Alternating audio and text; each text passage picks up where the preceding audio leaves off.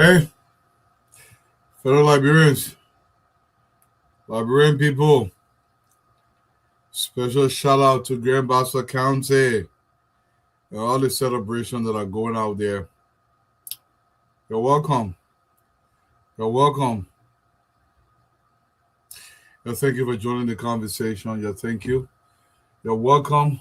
179th Independence Day celebration will be held in Grand Bassa County. You see, everybody, man, you're welcome to West Zone. You're welcome to where the people do not have a small chair. Wherever you are, man, you're welcome to the show. Thank you for joining us. The celebration this year, Independence Day celebration, will be held in Grand Bassa County. All the way out there in Grand Bassa County. The entire government is literally in Buchanan right now. We want to say big shout out to the crew in Buchanan. Happy Independence Day, Henry Sloan, Victoria K. Brown, Clara Ricks. Welcome, welcome, welcome.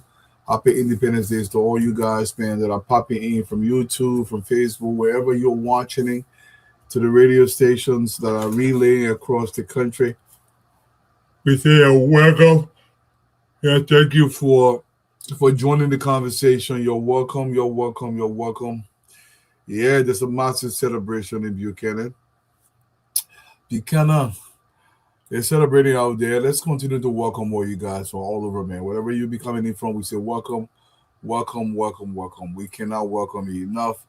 Let's see some celebration. Most of the nurses out of Grand Bassa County have been added to the payroll, so we say, hey, anything for us small.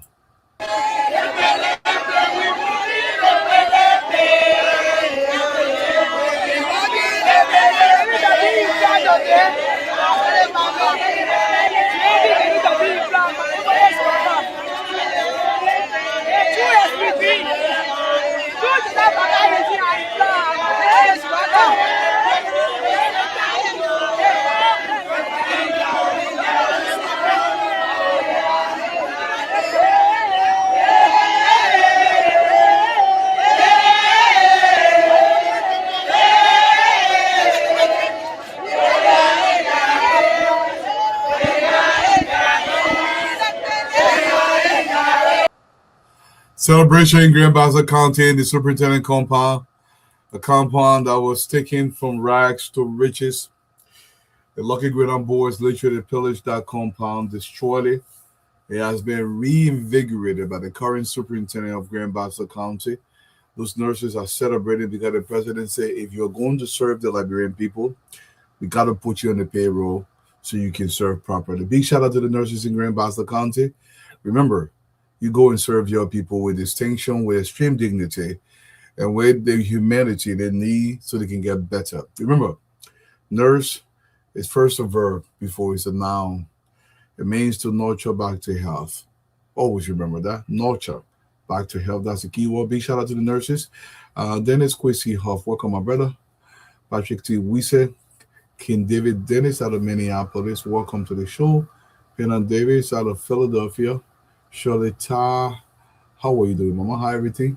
Janga F. Conan, Mr. Conan, PHP Community in Morovia. Thank you, Janga, for joining the conversation here. We want to welcome our people from everywhere. Yasa Jala Chie. Thank you, Yasa. Helen Topa is here. Everybody, man. Thank you for popping in here. Yes, the celebration is in Grand Bassa County. We will continue to highlight that. A good thing for Liberia. But look, a lot of positive will continue to happen in the country. And some people may not like it, but the positivity is not going to stop. Because the president did say this, though. He said they will get used to this. People who feel that too many good news is not good for Liberia, the president said they will get used to it because it is not going to stop. It is not going to stop. Let's see our people gather around a high-screen TV somewhere in Morovia as they celebrate the improvement in their lives. Ladies and gentlemen, this is the Bannersville Junction. As you can see, and the World Cup final is being witnessed through the government billboard, electronic billboard that is here. This is Bannersville Junction. We thought to bring you this so you see where we are Banazé Junction, this is Banazé Road. Thanks to His Excellency President Joseph Numa Baka. We will go in a crowd to show you the game. But as you can see people lined up. That's the game they are witnessing right there. So this is the road leading to Raleigh. Banazé Junction is lively at this time. This is unbelievable but realistic. So we will take you downstairs. Kindly, if you're following this video, please share. The walk-off funnel is being witnessed and see the presence of the Liberia National Police. Usually this is their substation to regulate traffic and deter other criminals. I want to say thanks to the Zumfo police and the police officer there. So Banazé Junction is lively, witnessing the final of the World Cup. Thanks to President Boakai and able lieutenants, a principal deputy, Jeremiah Kwanku. Thanks for giving the Liberian people true hope. You are indeed a developmental giant. Thank you. We will show you the screen. Just bear with us to go down the stairs. We'll show you the screen. Yes, they have these massive screens that'll be going all across the city, bring more light, more life to our people watching the soccer game live. Banazé Junction, big shout out to our people out there. Yeah, the president is continuing what you see before. You will see it during this administration, and you see that being manifested. But once in a while, it is only fitting that we remind Liberians the kind of money these boys stole from this country. And we say rest in peace to Solo, not Solo, but Solomon George. I guess he's called Solo as well, as he explained the widow boys in store for this country. You're continuing to welcome here, and you're welcome. You're welcome. They divided that money amongst themselves. The 100, the alleged 100. I say they divided that money amongst themselves because I didn't receive anything. If I receive anything, they didn't show me where I signed. The only time I can remember receiving money was during the by-election period. I was given $19,000. That I can tell you, they gave it to me. 19,000. Yes. CDC gave you 19,000. Yes, for the rerun election. Okay. The rerun of the presidency. Okay. For the presidency. But if you use 150 million, it tells George Weah. I am telling George Weah that he is not sensible. Oh, why are you saying that? The first thing is you have money palava with Prince Johnson also. I don't know. Hey man, I'm not talking. Prince Johnson had the money palava with George. Yes, Prince Johnson was talking about the money better than me and my people money. Mm-hmm. How much was the money? So much, 10 million, that you shouldn't have given. Joe, you know what you're passing around dividing the country money. $19,000 you give to somebody. You want to give Prince Johnson $10 million. Where do the boys were taking the money from? That the one to can be passing around opening his vocal cavities and think he's scaring anybody in the country by making false claims all across Liberia. How judges are afraid, how the institutions of government are afraid of him because he can talk. All kind of nonsense he's talking around. These boys stole millions. Solomon George is talking about 150 million United States dollars. This is an insider. Somebody word inside that the money these boys were spreading around the country. I remember I was in the country during the elections. These boys had boxes of money. The monies that were printed, the money was being wasted all around. If you're a poll watcher, this is why sometimes when I listen to reactions, because our brother Sidisha will no longer follow this nonsense, but that 5% reactions, they say, oh, you only won by 17,000 votes. That is not true. In the Southeast, 40%, as high as 40% of the vote out of the Southeast were inflated votes during voter registration. If you went to the Southeast, there are towns and villages you can barely find 200 people. That town had like 5,000 people. So 40% of the numbers that came out of the Southeast were inflated. So no, President Boakai did not win by 17,000 votes. He won by far, far, far more. It wasn't just replicated in the Southeast, in other parts of the country. If you remember, when they brought those analysts in Liberia and Finabodo, when they ran behind the men, literally forced that Ghanaian guy to leave the country. They were distributing the money all around. to the detriment of this country. They had no idea. President Weah could not convince anybody why he should stay in power. So what he decided to do was to take the Liberian people money and just started dividing it all around. Well, God will catch up to them. I want to continue to welcome you guys, man. You're welcome to the show. I see Brenda Golden out of Lawrenceville, Georgia. Ernest Moore, Mr. Moore, how are you doing? Kabe, Kalako, JJ, welcome to the show. Olivia Babu, how are you doing, Mama? Who I got here? Tukwa K. Moba Jr. Tukwa, how are you doing? Samuel B. McGill, Mr. McGill, welcome to the show. Martha Doki, how are you doing? These boys were just stealing however way they wanted to steal, and nobody was going to stop them. They did not care one bit. And everybody in the country wants to blame the vice president. But let me tell you something. The people of Grand Bassa County will continue to celebrate because great things are happening to the country. One corner in Grand Bassa County, President Boaga decided to pull shaman there. We used to call it street light. And you should listen to the Oma as she celebrates. I will interpret for you guys because she's speaking Bassa. Let's listen to her a little bit. Can. Where ni Oma? Obe can be interpreting you. Eh? Eto? What you say? Eto? Na boaga muka mwera muse ga konka kuidi. Ke beka bro para ga kun ya te meje fu. That's it. Yeah. Ame come back. Can ask me the Oma say. Can ask me the Oma say. Oma say bazo. Ada say bazo. Oma you see English? All right. Ama. It's okay. Thank you. It's okay. Thank you. Oh, Baba, thank you. Oma is very excited seeing electricity. I think yeah, you see it. She's saying Boaga will remain in the chair because Boaga brought current to her. What she's saying in Basso. Yeah, I understand that one small. For those of you that will come out tomorrow morning and say that current will E, go explain it to that Oma. What is that current will E?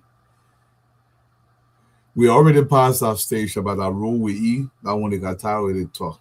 When talking, they say that rest with E, the tired with it talk. Current wasting, they say that current with E, water was wasting all around. More continues to do his job. The people of the country are getting this. They're getting this, and nothing is going to stop this. But you know, we can get too serious all the time. As these boys continue to make noise across the country, I love the rebuttal coming from the vice president of Liberia. He's not even taking this seriously. He get at the wasting water on dogs back. The other vice president basically saying, "Say, listen, I don't even see them say the men ain't has Zoom." But listen to the vice president said, "Okay." Travel men between the rock and the hard place. It's a difficult thing for them and no strategy. I listen to one I represented. He on the radio. Oh, Jamago. There are some people you can't respond to, brother. I pass you long time. The vice president is sitting at the pinnacle. He passed you long time. In fact, he doesn't just pass you. When a convoy coming, you will pack so you can pass. You're not equal. So everybody in the country who's trying to smear the good name of Vice President Jeremiah Kwankun, you're not going to achieve anything because the VP is not even listening to you. Toy has made all kind of accusations against this man, stating that the man wants certain people out of government. He claiming that the guy did not go to LU. You know, Toy is so parochial that he would say if somebody not go to LU, that means they're not good enough. Toy, I didn't go to LU. I know plenty of Liberians that did not go to LU. You see, LU is the be-all and be-all school because you're going to sit on Palawa for 8 years getting a bachelor's degree and come out and just spews garbage. Now, I would give it granted. LU has some great students that we can point to. But LU is not in the top tier 10, the top 10, it is not in the top 100th level schools. In the thousands, maybe in the 10,000s level school. So I don't know what you're talking about. Because somebody didn't go to LU, that means they didn't go to LU, they're the person, they don't know what they're doing. It's a ridiculous argument to make Samuel T12 or D12. You can't make that kind of argument because somebody didn't go to LU. Look, a lot of people did not go to LU, but I need you to get a grip. Look, it doesn't matter what kind of smear campaign you bring. Nothing is going to stop this administration from achieving the people's business. Helen Flomo, how are you doing, Mama? Yeah, the VP passed a long time. Malawi Brown, Malawi, welcome to the show. Edmund, Soiree, Catherine, Amma, Masore, how are you doing, Mama? How's everything with you? Alexander Cody, welcome to the show, man. From Norfolk, Massachusetts. Thank you, Joanna Harris is out of Staten Island, New York. Yeah, the vice president is not going to listen to that. You go around 24/7. You're trying to lay blame before, man. Jeremiah Pankun does not have the will to be passing around. I'm removing this person. I want to remove the VP. I want to remove the finance minister. I want to remove this person. Nobody's going to listen to that. This is just the dying whistle of a corrupt actor in Liberia. You can go from radio station to radio station and make all the noise and make all the claims. That 5% are going to listen to you. But when you're done talking, I want you to go look in the thread and see the responses that are coming from Liberian citizens. They hate your gut because we all know what you did to this country. No amount of talking, no amount of yelling is going to work. The Central Bank of the Republic of Liberia continued to climb Liberia budget close to $1 billion. This is what we are talking about. We are not talking about corrupt actors that are trying to everyday claim wish hunt when they are the real witches that have destroyed this country. Let's listen to the current Central Bank governor. The strength of our reserves. For the first time in the history of Liberia, I think for a very, very long time, Liberia is inching towards $1 billion in terms of reserves. That's a significant improvement for the country. First time, okay, I'm so it's in fact the first time that we're inching close to 1 billion in terms of reserves, which is now putting us at 3.9 months of import cover. So that's. We are inching closer to $1 billion thing to the central bank. You're absolutely right, mate, Tapla. He that went to LU, what did he get from there? You know, they always try to make sure people put Balmore on LU. Toma, the person went to LU, Yabaswa went to LU, Magil went to LU, I went to LU, the VP did not go to LU, so he not understand anything. Now, what he got understanding he got from LU? Don't understand he got from LU so much. I don't measure a school by the name they're giving themselves. I measure that school by the output of its product. What is Sembetua's output? It's nothing but theft, lying, loudmouth talking, running his mouth and talking garbage, and doesn't say anything with any form of coherence. You know, sometimes it's paradoxical when you listen to Sembetua. He presents himself as a man who knows everything. And Sembetua came to America, he could not get a fitting job at any responsible entity here in America. As soon as in Liberia, they like to Sembetua can shine. Tamaken fight, that info, yeah. But when you came to the real world, you became a truck driver. And then you would come and say the person went to LU, he went to LU. Young people, let me tell you something. When somebody passing around your community speaking BB, they don't know nothing.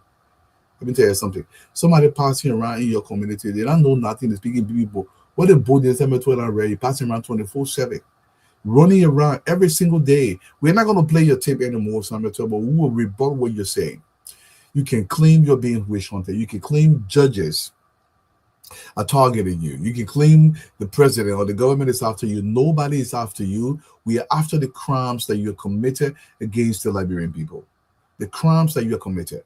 And to young people, the 95% of Liberians who have gotten this message, because there's a 5%, like I always say, well, we are shins, they're not gonna listen, they're gonna go in the casket and be buried with a dead body. Those people who will pass by them. But the 95% of Liberians, this is very simple. How will you present your country going forward? Will you continue to listen to vainglorious men that only tune their own horn and believe by passing around and speaking LU on Palawa English 24/7? They pick up a dictionary and then they find vocabularies in the dictionary that they can barely pronounce, and then they go and spew it. I think we say it's a personification of this nonsense that comes out of LU. Incoherent nonsense, they'll be spewing it. Then somebody will stay in the back and say, Baku, this is lunacy. No decent person in the Republic of Liberia should be listening to Sembetua because this man took this country so far behind. In the meantime, as you guys continue to come here, you're welcome, you're welcome, you're welcome, McGill. Yeah, Ethnic Bestman McGill entered LU 2005 and graduated 2001. You know, bring up going in reverse. Kwame Akofo, welcome my brothers. Sophia Johnson Mason, Tusi Baby My earlier. You know, we can't take things serious all the time. There's a new song out there banging straight out of a Crown Boy, Grand Judah County. I love this banger. Once in a while, we got to promote Liberian song. Big shout out to the young man. Continue to make beautiful music as you guys continue to come in here. Let's listen to my brother that bang out a little bit. Master support on this. CRE. I'm in love with this. Grandma,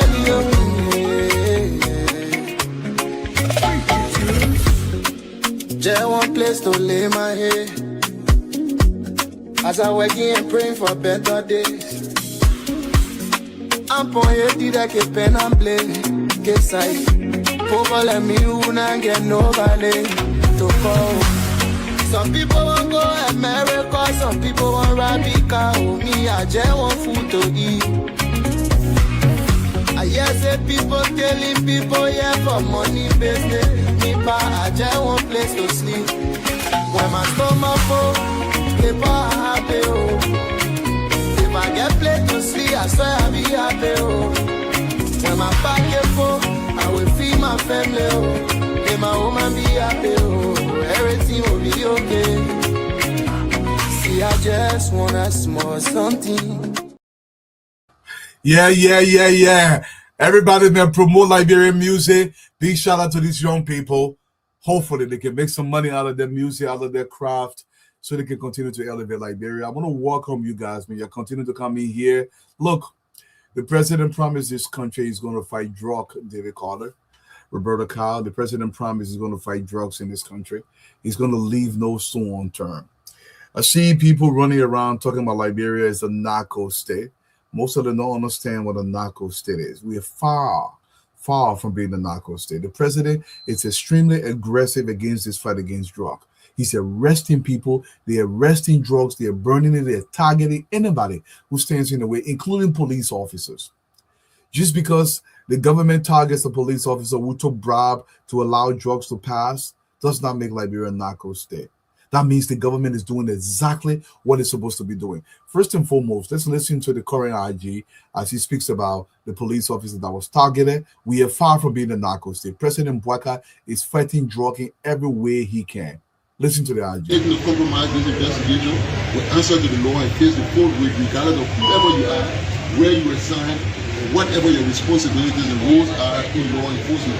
As such, with this ongoing investigation, we just discovered that those who we have arrested here, there are officers here within the police, apart from those who have been, who got all the means out there connected to this investigation. Today, we also investigated, we also found a more senior officer who became compromised in this investigation, not in the whole drug saga itself, but in the investigation, to provide some comfort for those who are being arrested.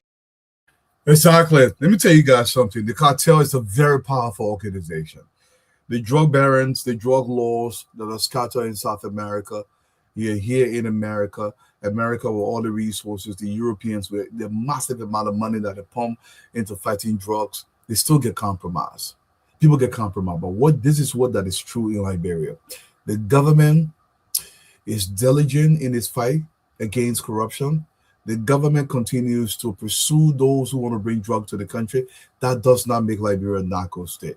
The reason why we are finding more drugs because the government is pursuing the people that are bringing more drugs. The government is not an active participant of allowing drugs to come to the country, as we saw under the Wiale administration, where drugs were just flowing into the country. So because you're seeing more drugs coming out, that means the government doing its job by pursuing them. President Mbaka said no stone will be left unturned. There will be no sacred cow. He will dismantle any kind of drug operation in the country. That is exactly what they are doing. So to those of you out there who claiming Liberia is a narco state, I want you to look up the definition of a narco state. Let me paraphrase here. A narco state is where the entire government, all of government, the courts, the institutions of government, they all are working along with the drug cartel in order to promote everything that is drug related in the country. Can we say this about Liberia?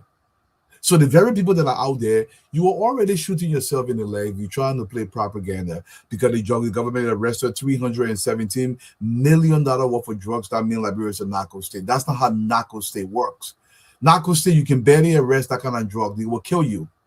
In narco state, there will be murders every single day. In a narco state, you will need an army to come out. The police cannot even address the narcotics in the country because it's so much. Here in America, they set up special operations, special units in every single county in America. There are special DEA units in those counties to fight against drugs. This is true for South America. This is true for Europe.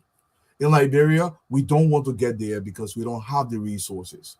But I want to say, everybody, man, welcome Audrey Tyre, Joshua Tome, welcome to the show. G. Wito, G. Brian, welcome today in Grand Bassa County. We tell you guys, man, the president and his delegation, all road leads to Grand Bassa County. Happy Independence Day to every one of you guys, man. Let's celebrate Liberia a little bit, but let's continue to improve Liberia. Let's watch as the president enters Grand Bassa County. It's colorful, it's red, white, and blue, and we are here at the Grand Bassa Bridge.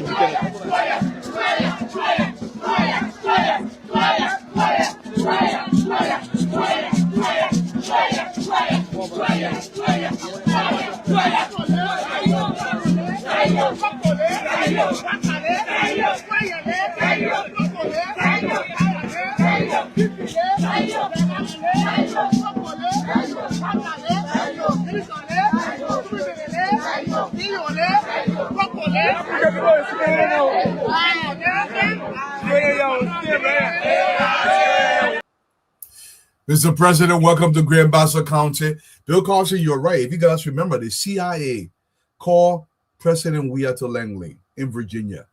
A sitting president was summoned by the CIA because of the amount of drugs that were flowing in Liberia, and they knew that President Weah was a facilitator if he was not directly involved in the drugs that were coming into the country, pouring into the country, and the country was a staging location, a transit point to ship the drugs to America and to Europe. He was called. Additionally, he was called because of all the extrajudicial killings that were happening in the country. So we know the $100 million drug came into the country. Everybody remember the issue of Moringa tea. They said that came from South Africa or Tanzania somewhere. We know what was happening. He was called by the CIA because they knew exactly what was happening. Look, before we start the show, I want to say this. I want to post something on the screen where Honorable Gafwan said. And I love this because this is what our country should be about. Let me just say it. Honorable Gafwan said today, as he was speaking on the budget process, he said, every dollar allocated must translate to impact. Short, but very heavy sentence. Every single dollar that is allocated anywhere in Liberia, it must translate into impact on the ground. It must translate in every district, in our 73 districts. And no, we are not going to have 89 districts. We don't get money. So, Kun, you stop that thing. We don't get money. Our focal point is not on expanding the House of Representatives. Our focal right now is to improve job provision across our country, improve the infrastructure to include bridges, roads, electricity, water provision, quality health care, and decent quality education for our children, and not to expand the amount of people that are in the legislature. I say absolutely no to that. And I want to welcome all you guys, man. Thank you, Evelyn, Mami, and Ty. Welcome to the show, man. Ruth Payne, how you doing, Ruthie? Welcome to the show. My brother Dwana. Thank you so much. I want to recognize the radio stations from across the country as always. DC 101, thank you for relaying the show. Bourgeois Radio, out of Monrovia, Mozzarella County, Punch FM in Monrovia as well. Trust FM out of Bumming County, Radio Butol, all the way in Sano County, and Smile FM out of Zweju, Grangita County, Radio Sano in Greenville, Sano County, Classic FM out of Margibi County, Radio Margibi out of Kakata, Margibi County, Voice of Lufa is relaying live in Lufa County. Thank you guys. Peace FM out of Habel, Margibi County, Radio Kwatike in Bangabon County. We say thank you for joining the conversation. Ablija Radio in Grand Bassa County, Premier FM out of Bangabon County, Radio Gompa in Ganta Nima County. We say welcome, welcome, welcome. Radio Yalima out of Seklipi Top FM is Zweju. I want to say big shout out to all you guys that are coming in here. Thank you for helping me share the show. Remember, we got to talk about Liberia. We must talk about this continuously. And the very people that are wanting to counter any kind of progress that is being made in the country, while at the same time going out there and say, I'm for justice, I'm for rule of law, but they might not prosecute me because it's considered a violation. They're talking paradoxically. Okay? It's oxymoron. When look, sometimes when I'm listening to the garbage coming out of the likes of Twice mouth, it comes out of Kara's Grace mouth, out of Mobile Malu's mouth. These men, these lucky grown boys were given an opportunity to help transform our country. What did they do? They were there busy looting the country. I played the video. You guys did see the video with Solomon George. Peace to be to his arches, saying that 150 million these boys just stole. They were just giving money away all over the place, using the meager resources we have to boost our morale. Can you imagine that? You climb to the pinnacle of power in your country and you're worried about boosting your morale. Can you think about how small mentally do you have to be to believe that you need to boost your morale when you have climbed to the very height of power in your country? What morale there again to boost? All you need to do now to boost your morale additionally is to deliver to the people that which you've promised. You don't need to boost your morale. Your morale will boost itself if you just do the people's job. You're welcome to the show, everybody. Let's start the show, y'all.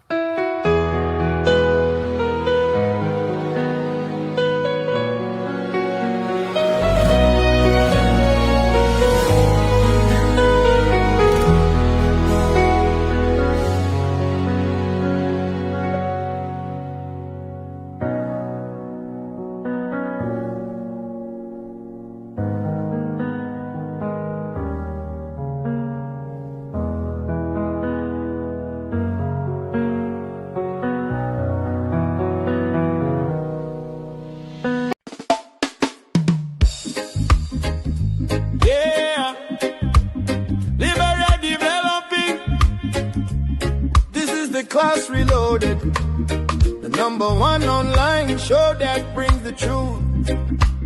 Showcasing JMB and JKK progress all across the country. The Class Reloaded, we are online every day. Showcasing progress the Liberian way. Well, JMB and JKK, they're making the way. The Class Reloaded, we're shining today.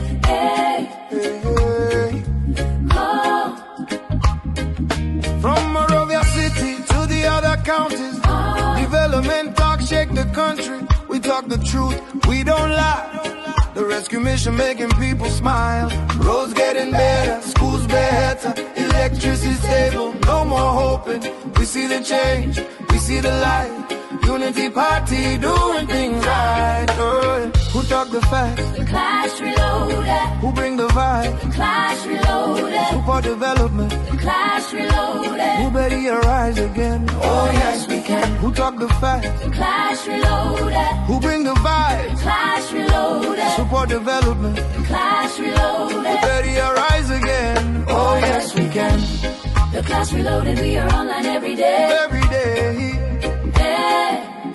Showcasing progress the Liberian way. Well, JMB and JKK, they're making the way. The Class Reloaded, we shining today.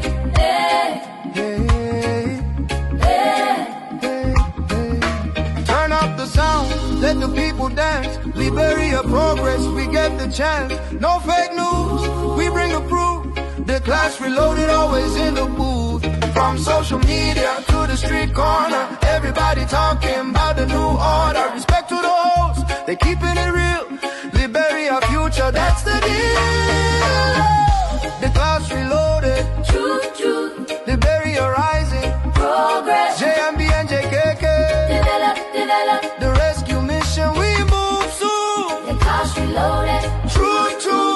Liberia rising. Progress. JMB and JKK. Develop, the rescue mission, we move.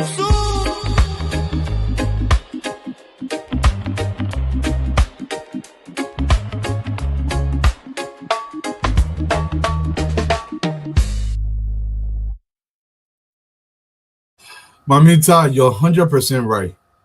You're over 100% right. And I agree, Dolo. Look, under Liberian law, if there is a proceed of a crime, and our crime is the sale of drugs, and you build a 10-story building, the government can confiscate that, you will forfeit that, and the government can auction it off, or the government can convert it into something to be utilized.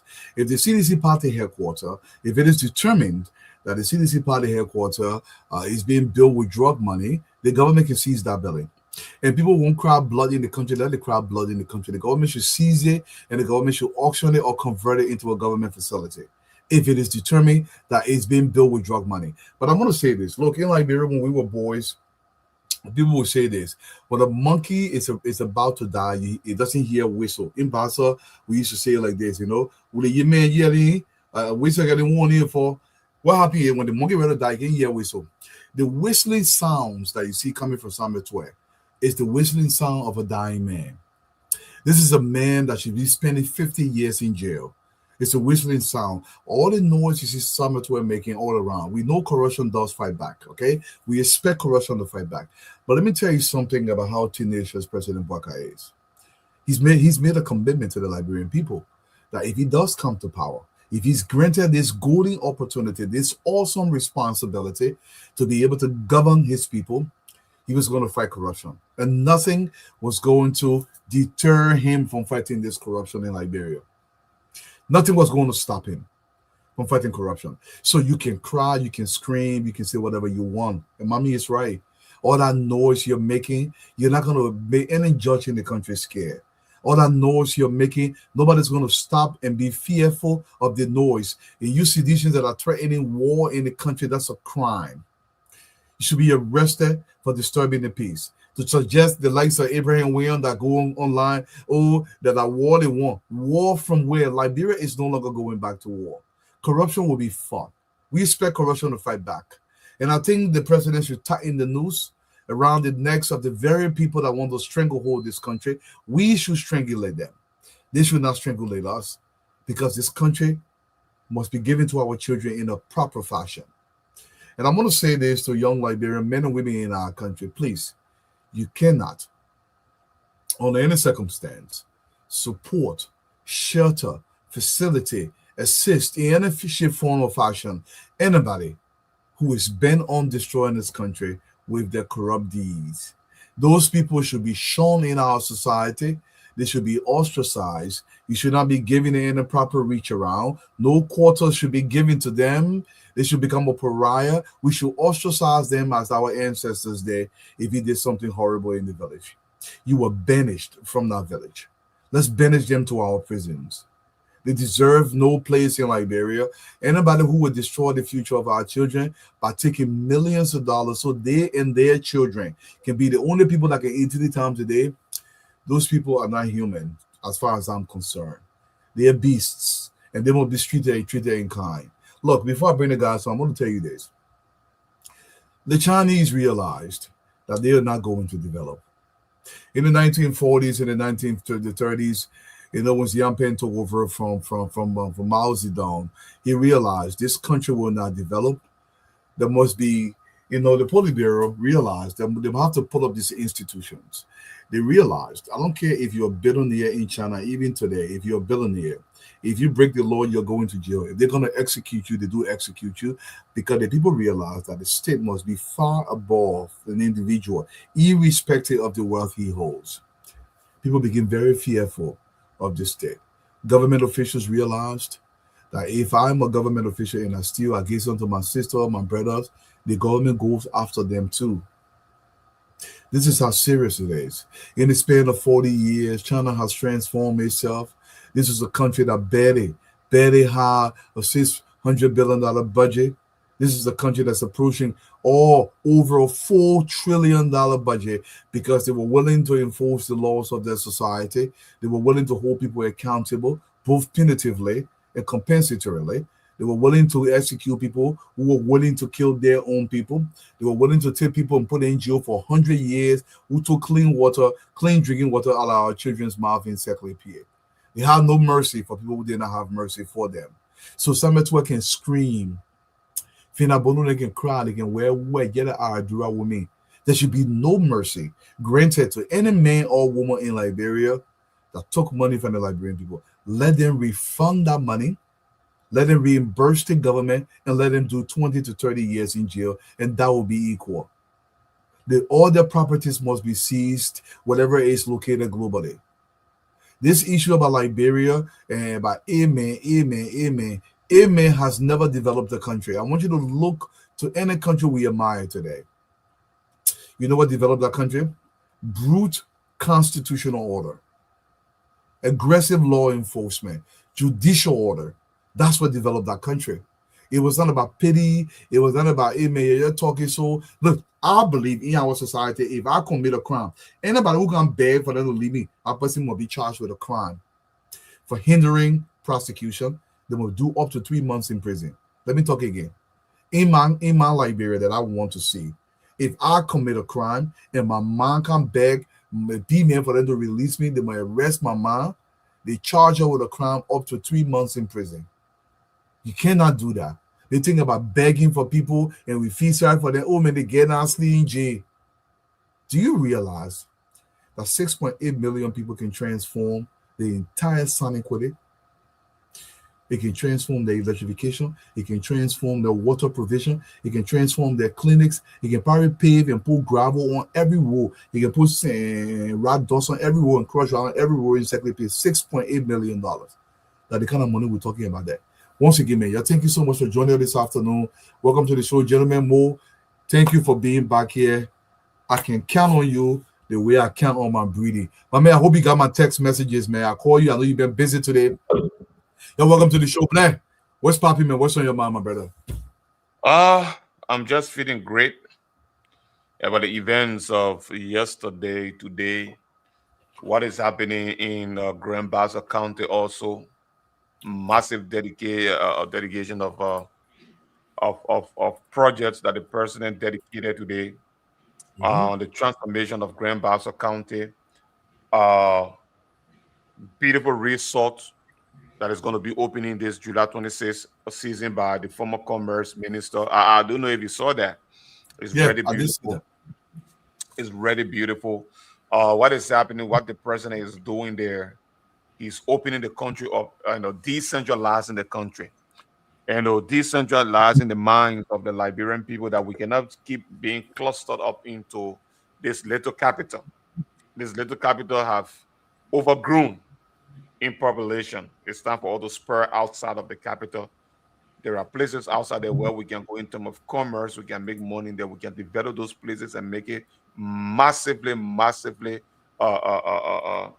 good, where people can reside and make money in commerce and live together. So, I mean, it's good. And what the president is doing in the national security, fighting today again, there was another burst somewhere where they confiscated, and then from the commerce. You are muted. You are muted. I don't know how it happened. You're good now. You're good.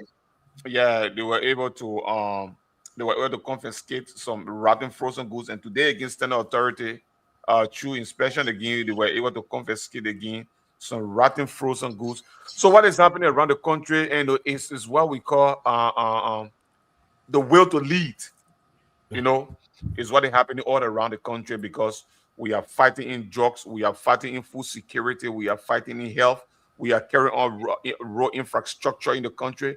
I mean, just within a period of 3 years, with all of the challenges, the government is at the same time fighting all of these things together, and at the same time succeeding at a higher level. What people the Mo Ali is doing. Okay, or what somebody told me one time on my post when I posted some more Mo's work he's doing out of the capital. Then somebody said they may have not even supplied the whole of Moravia and he going outside. So I asked the person, I said, so Moravia is Liberia.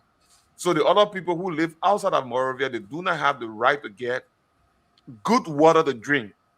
Like the people in Bapolu that Omar was saying the other day, I'm not going to hold these kids football again to go and fetch water. Okay, I can stay right in my house now. This faucet is for my one. I can open it, and my water can come out. Okay. Now the city is going to happen to the people in Plebo. Okay, where they're in the southeast. These things are going to happen. So you see people that more are working very hard. You see people that the finance minister working and bringing lawyers, doctors, engineers to pre-harmonization. The last year he said the budget was tied to the year of the engineers. Today, the finance ministry launched the formulation of the fiscal budget year 2027. How is it going to be? On 3 years, he was able to take the budget from 750 million to 3 billion. We are going to 2027. What is the budget going to be like? Are we going to 4 billion? Are we going to 5 billion? Now, what is happening? The last thing in my mind here is that it's not just about generating the revenue. Okay. It's not just about generating the revenue, but how we use the revenue and how we keep. So it's like we work every month. Okay. We buy clothes for ourselves, we feed ourselves. But are we saving something? What we call our reserve, our saving. So as our revenue is being generated, the budget is being formulated, we use our money. But from the fiscal policy side, where our budget was, our reserve came to 100 million when these guys were leaving. Now we are edging 1 billion. Can we raise that to give it back to these people? Dwalo,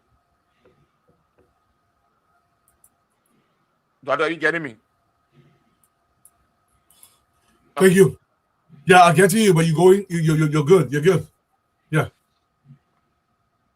Thank you so much. I know you spoke about the Aspire food. Yeah, they discovered a lot of Aspire food today. I think I have a little video here. Let me share this screen for a second before I go to Abraham. On the Aspire food, so people can see it's actually the Aspire drinks. Aspire drinks that were shown today. It's just one of those things. I don't know which agency is responsible for this. Area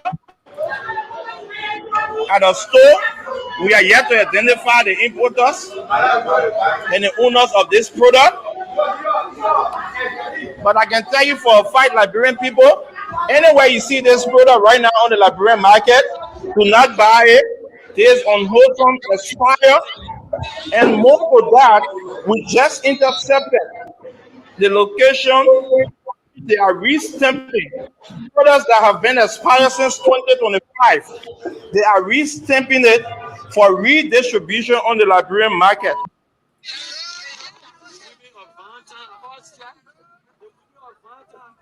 That's it, yeah. MC, welcome to the show. Honorable Man, how are you doing? Hey, look, and I know we talk about Buchanan today. We'll talk about Buchanan a little bit. For 36 years, no current has been in Buchanan. 36 years. And somebody will tell you say that I'm nothing more. Welcome to the show, my brother. What's on your mind? What's popping with you? Put more goals. Please put me down and put Councilor Ma up.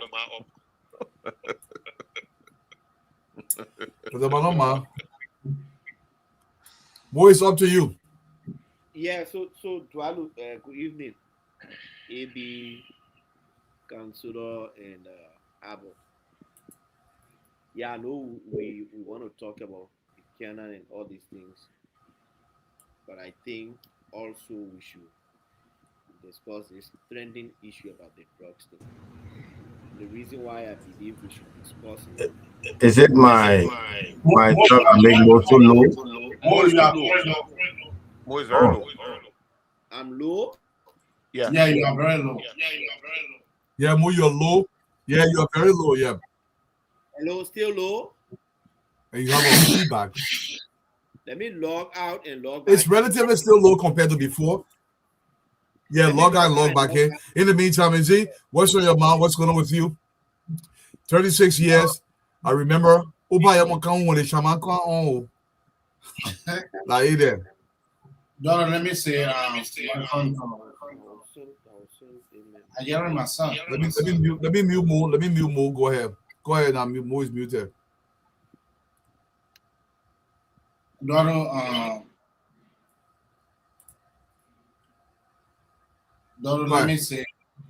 let me say, welcome to the show. All the panelists observe. Yeah, we say good evening to all of our viewers, all of our followers. Make sure that you share the show. But what is on my mind? I guess I have two issues on my mind. The first thing I have to do with Buchanan. Let me say kudos to the superintendent of Buchanan. The superintendent have been doing extremely well. He have been touching all the loops and corners of Buchanan City. Not only that, but the entire south of the county that we call Buchanan. This superintendent have been touching the loot and chronics of every sector. So kudos to you.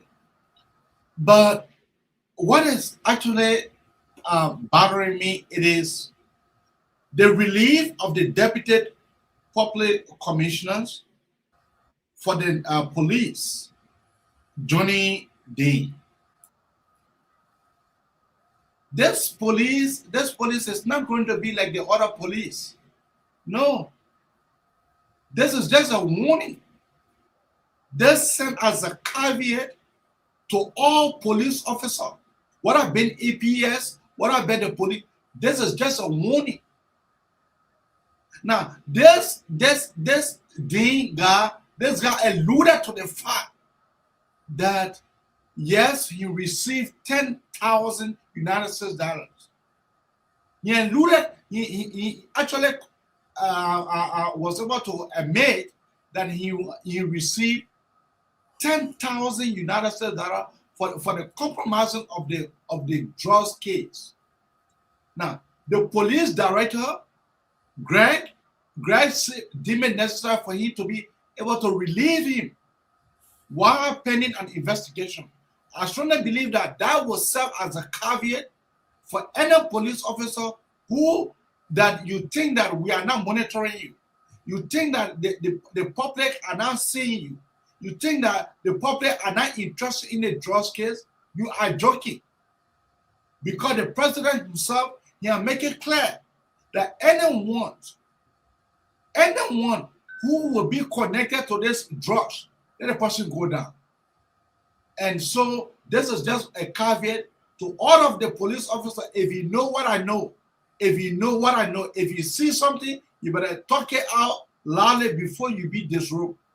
Thank you.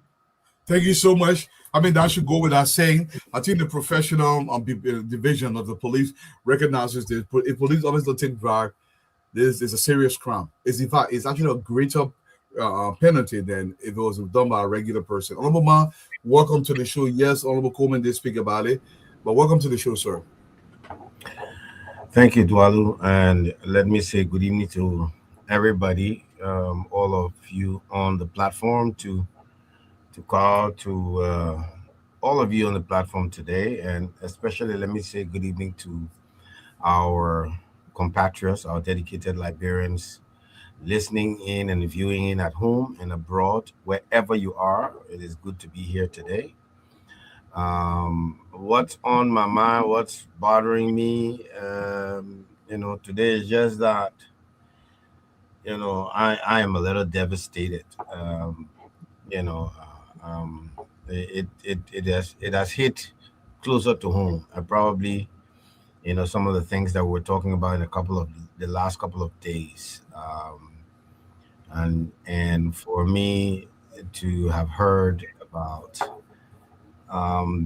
what has happened to Johnny Boladin, because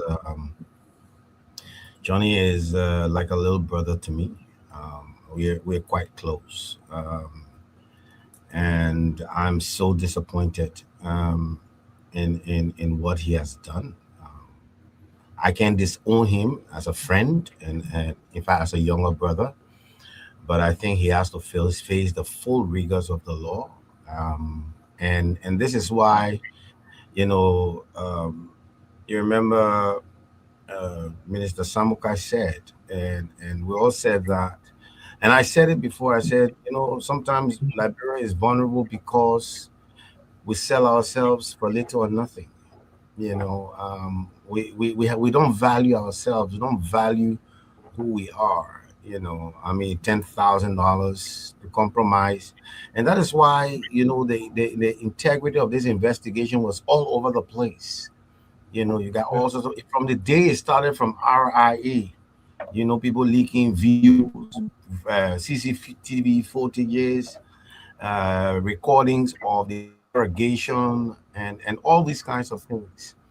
I think it's a big disappointment. But again, I empathize, but I hold no thing back. I think that that is the right thing to do. I can imagine even the IG himself, because I can tell you, Johnny is one of the closest person to Gregory Coleman, very close, and I believe that is the reason why he's setting that example, and he's not going to relent in showing that if I can do this to someone very close to me, you must know that anybody who compromises this investigation or who is culpable, even in the drug thing, you also face the full rigors of the law. And so I must commend the police authority, the national security, and everybody on the commitment to ensure that Liberia will not tolerate any of these things. And as I said the last time, Adualu, is that whether you're my brother, you're my friend, you anybody else, if you are caught one way or the other, either involved in this cartel or aiding and abetting this cartel or trying to compromise anything for Liberia, you must face the full rigors of the law. We will say yes, that our friends, that our relatives, our friends, but it doesn't mean that we will go cry blood, because you deserve it, and you deserve to answer for your actions. And I think everybody must be held accountable for their actions. So yes, I agree with AB. I think that Johnny has been a disappointment to all of us who really know him. I think Gregory had given him a lease. Yeah, he had a promising profession in front of him, and to compromise it for nothing, it shows that people can just fall for anything. And I think Liberians should look at it and start to think that we are way above these things. This how much you're gonna eat? How long you're gonna eat 10,000 hours for? Where will take you? And you damage your entire career, your entire future, and everything. And I think he must face the full rigors of the law. And let me congratulate Buster and all the national security apparatus who are committed to this fight, and so that we send a message that there will be no sacred cow and there will be no stone unturned. Thank you, Dwalo. Yes, you're absolutely right, Honorable Man. No sacred cows, but you did mention something. For those of you, especially if you're serving in government, every time you do something that shame just you, you're shaming plenty of people in behind you.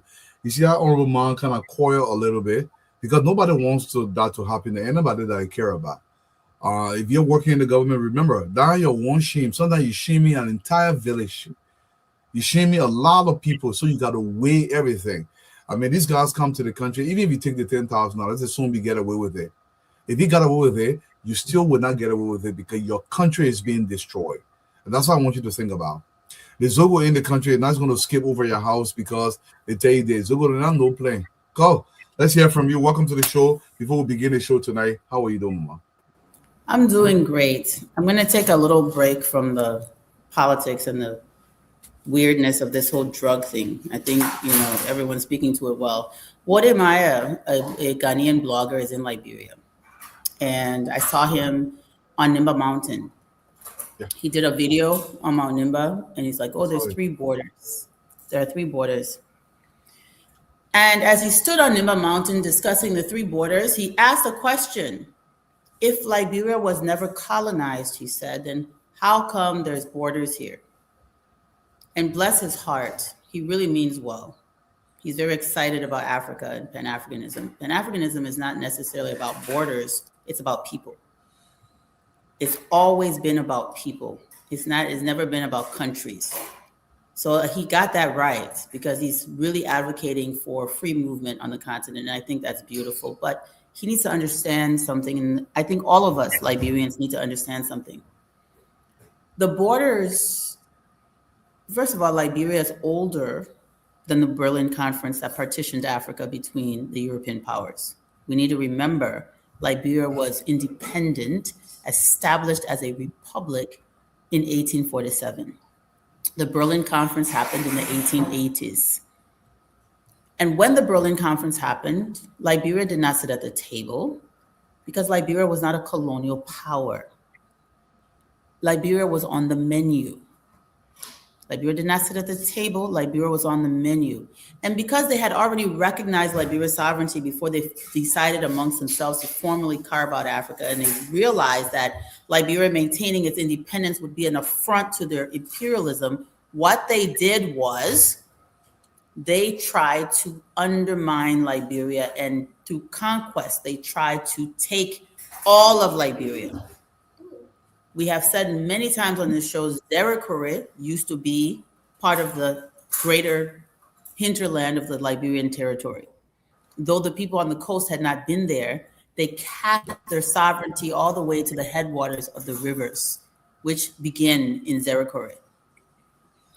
The French wanted to seize this territory, the entire mountain of Nimba. They wanted to seize territory coming all the way down. And what happened was the British also wanted to take over the coast. So that boundary is not there because Europeans decided to give it to Liberia. No, it is there because Liberians, especially, specifically, the indigenous people in the hinterland, took the Liberian flag and planted it in their territory and fought with their blood, their sweat, and tears to maintain their sovereignty over their land. And that is why we say Liberia belongs to us too. Those of us from this mountain. The French wanted the entire mountain and we fought, we lost some, and then we won some. So what we are left with is our victory, not our loss. And so when Wode Maya comes to our country, we should be able to articulate to this brother that this boundary that you see, the Liberian flag, was here before there was ever a Guinean flag, before there was ever an Ivorian flag, before there was ever a Sierra Leonean flag. This flag is 170 years old, and it was fought for under the sovereign leadership of Africans who chose Liberia over France, chose Liberia over England. And so when we celebrate our independence this year, we need to remind our children of what we ourselves, many of us in our generation, were not taught, which is that the sovereignty of Liberia was gained, maintained, protected, and sustained by Liberians. By Liberians. And this includes, and not only includes, but it is mostly due to the fight that was in the indigenous population. We never fought to become French. This is why we won. Because the people who established the republic, their numbers were not enough to resist colonialism. They had to have the buy-in of the masses of the indigenous people in the hinterland in order to maintain it. So Nimba, Lofa, the entire Wologisi mountain range, Mount Putu, all of these places that we are taking iron from, gold from, diamonds from today, it is the people who live there that fought for that place to be under the Liberian flag. So those are telling you that, oh, you were colonized and all of this. We were not. And I will end on this. There is an economist who is Dutch, who is a white supremacist, who is a condescending man with a white savior complex, who wrote a ridiculous book. And our journalist, Rodney Sear, or his paper anyway, is calling this man a historian. He is not a historian. But he will be answered by Liberian historians. Dr. Jacin Carr and others are going to respond to him succinctly, and they will respond to him and they will throw at him everything they have. Liberians need to stop acting like we don't have scholars in our country. And any Tom, Dick, and Harry that comes along and talk about Liberia, we like to applaud them and put them on pedestal. The attack on our country by these people must stop. And we must start to create our own narrative based on the historical record and stop following people that do not respect us. We have our own scholars. So Front Page Africa, when you buffoons come and they tell you they want book and you want to promote them, ask them the questions that journalists are supposed to ask. Ask them for their credentials, their sources. Where are they coming from with their thing? But you cannot question people if you don't respect yourself enough to trust the knowledge of your own scholars. You will come and act like you an empty vessel waiting for other people to fill you. And we are not what they say we are. We are who we claim to be, period. And that article that Rodney Sear wrote allowed to be published in his newspaper is an affront to Liberia on our Independence Week. And I be damned, I'm so angry about it. Very few things make me angry than people attacking my country unjustly. And this thing that Rodney did, we will go after this white savior man that will say Liberia or this and that without any historical evidence to support him. And we will challenge journalists going forward. Before you publish rubbish, inform yourself. Before you publish rubbish against your country, inform yourself. You have scholars. You could have reached out to Dr. Elwood Dunn. You could have reached out to Dr. Jacine Carr, Dr. Allen at the University of Liberia. You could have reached out to your own homegrown scholars who respect their country and respect themselves. But you chose to elevate rubbish.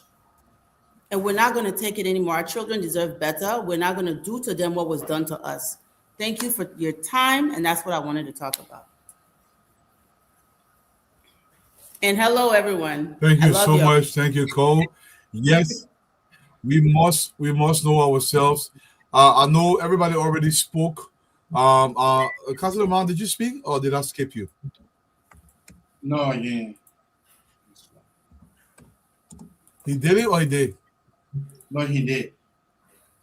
Okay, so I think Councilor Man is frozen. But we know for 36 years, Cole, you're going to be in Grand Bassa County over the weekend. For the first 36 years after the war, Grand Bassa County has not had light. President Buck has flipped the switch today. A quarantine on in Buchanan City, Grand Bassa County. They will actually have light out there in Grand Bassa County. There was some celebration there. The people themselves were celebrating. Before I even say anything, before I even bring anybody home, I want you to listen a little bit to the people in Grand Bassa County. As the president approached them, they were celebrating. But hold on, Dualu. You know I just came back from Bassa. Uh-huh. So when you're done, let me tell you what I saw. Okay. Let's play it a little bit before you come in.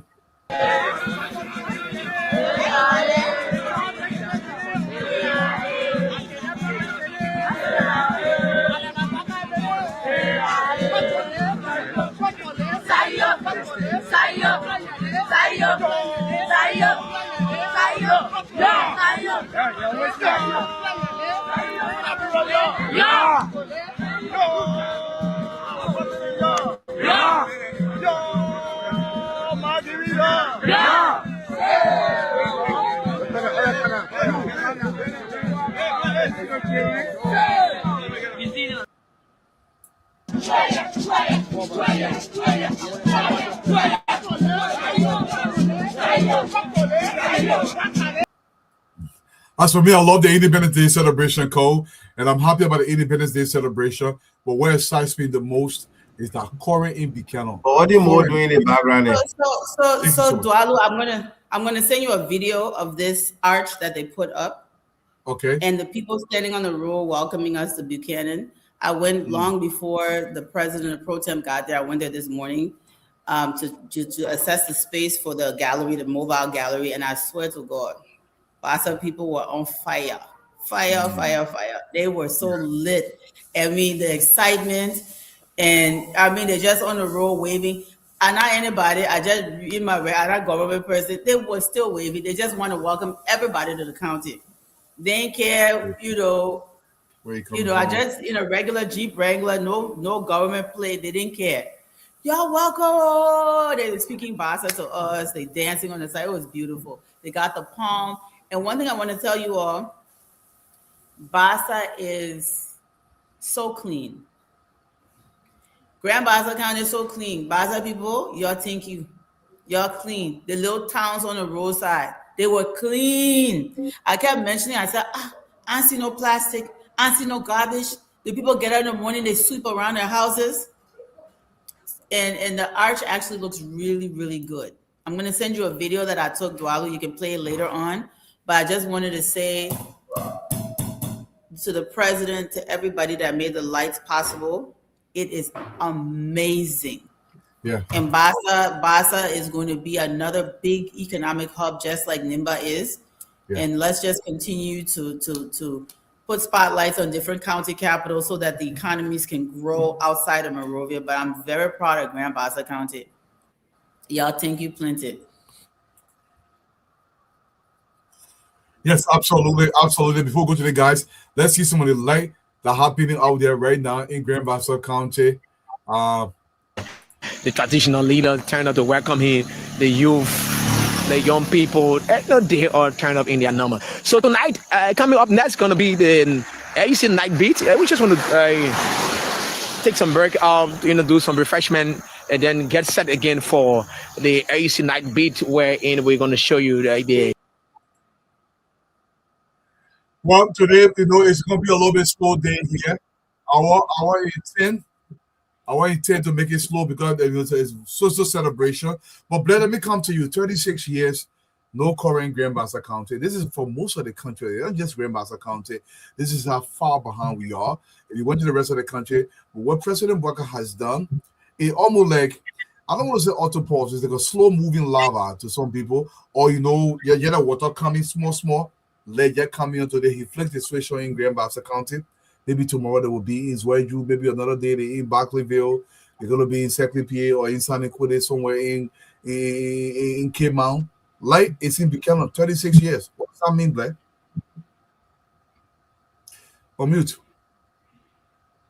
First of all, Dualu, the first thing life brings security. You know that many of the young people, especially the keke riders, the motorbike riders, most of the time we see most of them in the morning.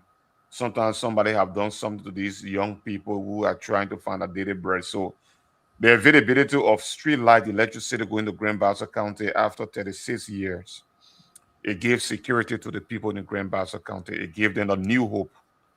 What it does there also in Grand Bassa County is going to boost commerce in the county, especially in the Buchanan area. Wherein, if people used to leave the streets early, especially, I'm looking mostly at the local economy, the people who are doing the smaller businesses to feed themselves. Like people who would be selling peanuts, collards, you will see them leaving the road very soon to go at home because it's getting dark. Now you will see in Buchanan, those locals are going to stay longer with the weather market on the streets to sell. Now you will see that many people used to leave the various parking stations earlier. Those who used to sell that cold drink, that soft drink, and cool aid and other things. You will see that commercial vehicles will begin to leave Buchanan City for Monrovia and other part of the southeast late. It's not going to be like maybe after 7, 8 o'clock. Most of those stations are closed, but with the availability of lights, most of the people, commerce is going to boost up in Grand Bassa County. But what I really admire that I already spoke of earlier today, you see, that's why you see the commerce minister and the public work minister and the guys on the economic team, they said light was very important. Electricity was very important to the development of the country. And that is why you see they chose to invest our compacts in energy. Because with energy, many things are going to happen in the country. It's going to increase the thirst of investor coming to the country. Now, if you see Buchanan, what admin the Modal have done to build those flats all along the beach there, other people are going to get jealous and say, okay, that beach is a very long beach. Okay, we can buy a parcel of land there also and build there. What you're doing in essence is you are bringing more tourists to that part of the country. And if it happens, what is going to happen is that you see businesses moving towards Buchanan, Grand Bassa County as a whole. So, I will leave it at that here because I can't talk everything. I'll just try to deal with the commerce aspect of it. Other people will talk about the security aspect and other aspect of it. So, I mean, it is a very beautiful thing that the president have done, and it's a strategic move. I couldn't agree with you more, Ibrahim. Lighting off Buchanan, and like I said, and I believe that the strategic position of Buchanan, Grand Bassa County, especially the coastal city, they are prime for real industrialization very quickly. We intend to do this, especially if we bring in current to this location. Every day we talk about job. I love that the celebration is going to a coastal city, but these coastal cities now got to catapult themselves to the next level. Let's start creating some jobs in this location. But what do you think about Light going to Buchanan after 36 years? It's a long time. It's a long time, Ibrahim. Eduardo, the light is overdue. It is actually overdue. But this government deemed it necessary for them to be able to lighten up Buchanan City. That indeed is a mild touch, is a milestone, is a great development. That is not only serving as a security, light will also serve as a gateway to Buchanan economics. Then what it would now do is that competitors would now begin to compute. People would decide now for them to be able to. There will be a competition now in Buchanan, in business wide. There will be competitions. Now, fuel stations people will now decide now for them to be able to invest in a fuel sector. People will now decide to be opening fueling stations. Because since the country is now lighting up now, so that means that people will not sleep. The actual work of Buchanan have just started. For the fact that Buchanan is now been on the path that it was never before on. That means Buchanan now is opening up for business. That means Buchanan now is opening up for investments wise. That means that all of our investors will now be looking at not only Monrovia, but they'll be looking at Buchanan too as well, as a place that they can be able to invest. Because light does not just bring only security, but our children will now be able to study. Our kids will now begin to study their lessons and the universities. So light in itself is a huge development sector in our country. Before any country began to be developed, they will look at the light, they will look at the road. So those are things that companies look at before they can be able to invest in your country. So I just wanted to mention a few of that. Thank you so much. Honorable my any comment before we go to the actual topic tonight on the Legend of a Buchanan 26 celebration, 179 years. Imagine that. What will get a show for you? But let me begin on. No, I think it's a great thing. I remember back in 2005, we had 0 megawatt of power. Everything was generator. And I remember President Sirleaf then saying, when someone I think our 5 megawatts of power, brother, it's a small light today, big light tomorrow. But Dwalu, nobody can underplay or underestimate the importance of electricity. That is why the first thing that God made, our light. Right. He said in the beginning was the Word, and the Word was God, and God was the Word. Everything. They say, God said, the first thing he said, let there be light, because you have to see to do anything else. Even though the last person he brought our cow there, and they can't get out time to rest, but no problem. But I won't make fun with you today because I know you're in your first mood today. But I think that nobody can underestimate what the power of electricity will do to a country. You cannot have large-scale investment coming into your country, whether it's foreign direct or local investment, if you don't have power and affordable power, reasonably cheap power. And because if the cost of production is too high, companies don't come because the price of their finished product will be too high and they can't sell. Too high. Too high. So Liberia, I know Liberians have been saying all the time, oh, job, create job, God create job. And the government has always said, look, there are some things they call binding constraints. There are certain things you have to put in place for the job to be created. First thing is roads. Nobody will bring their factories and things and bring industry into Grand Cru or Grand Jide or Maryland County if every rainy season they would take 1 month before they move from Grand Jide to Montreal. It will never happen. They will never bring their factory. So when you do the roads and people can easily commute in hours, people can just go and come back, it opens the way for investment. Then electricity. Absolutely. And then water, because water is very important to any production everywhere. Water. So these are the essential things that once your country is able to stand on its feet with this infrastructure, the rest of the things open. You know, even as Blair said, from the macro, the smallest level. All right. Look, Dwalu, I remember when I just went to work at the judiciary. Let me share this with you guys. You know, I think it was just about a couple of 2 or 3 months into my job when my then boss, my immediate boss, the court administrator said, look, we've been trying to establish a staff association in this judiciary, but it's not working. So I tried to find out why. You know, Liberian people, they say, oh, you know, we our money small, we won't be paying no people, we charge people our money, this.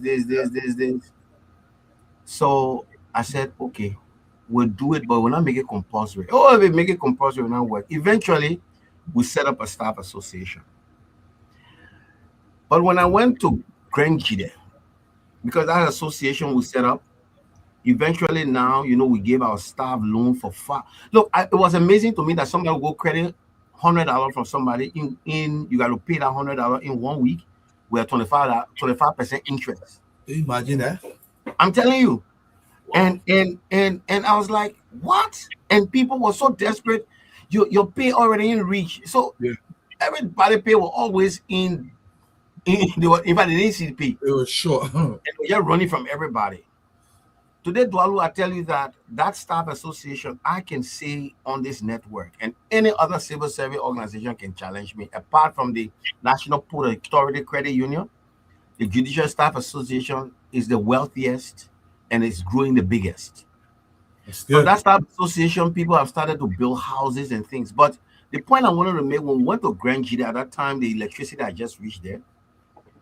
I told them, say, look, I was encouraging them to join. I said, when you take your small loan, you know what you could do right now? You could buy a small freezer. Look at all around the Grand Jide. Certain time we can find ice. Want drink cold water. People traveling up and down this place. Zwedru is a bubbling city. Yeah. But people can get cool water to drink. People can get cool soft drink mostly when the shops close. So the workers started to see these kinds of things. People started to invest in these things. The other woman said, oh, but now I don't have to cook every day because where I get my money, I cook my soup. I put it in my X bag. I keep it. But every day, if you have to cook, you get money every day. Every day, you got to spend and send to the market. On that little level, it shows you what the importance of electricity was with them. All right. So now with Buchanan and before, I must be frank, before Ganta became Ganta, all of oil Monroe, we knew that Buchanan was the place. You want boy, you gotta go to Buchanan. Yeah, Buchanan was the place. With the black, how you call it, black and white and all the way and all that thing. I mean, Buchanan was our place. Unfortunately for them, they will not see your Nima took over Ganta. Ganta see the show. But what I'm saying is that Buchanan has a greater potential. Mm-hmm. The economic zone is there. You have a bubbling port. Yep. You have beautiful beaches. You know, and the CLSG, ever since that thing came there, I think it was even late. It been there.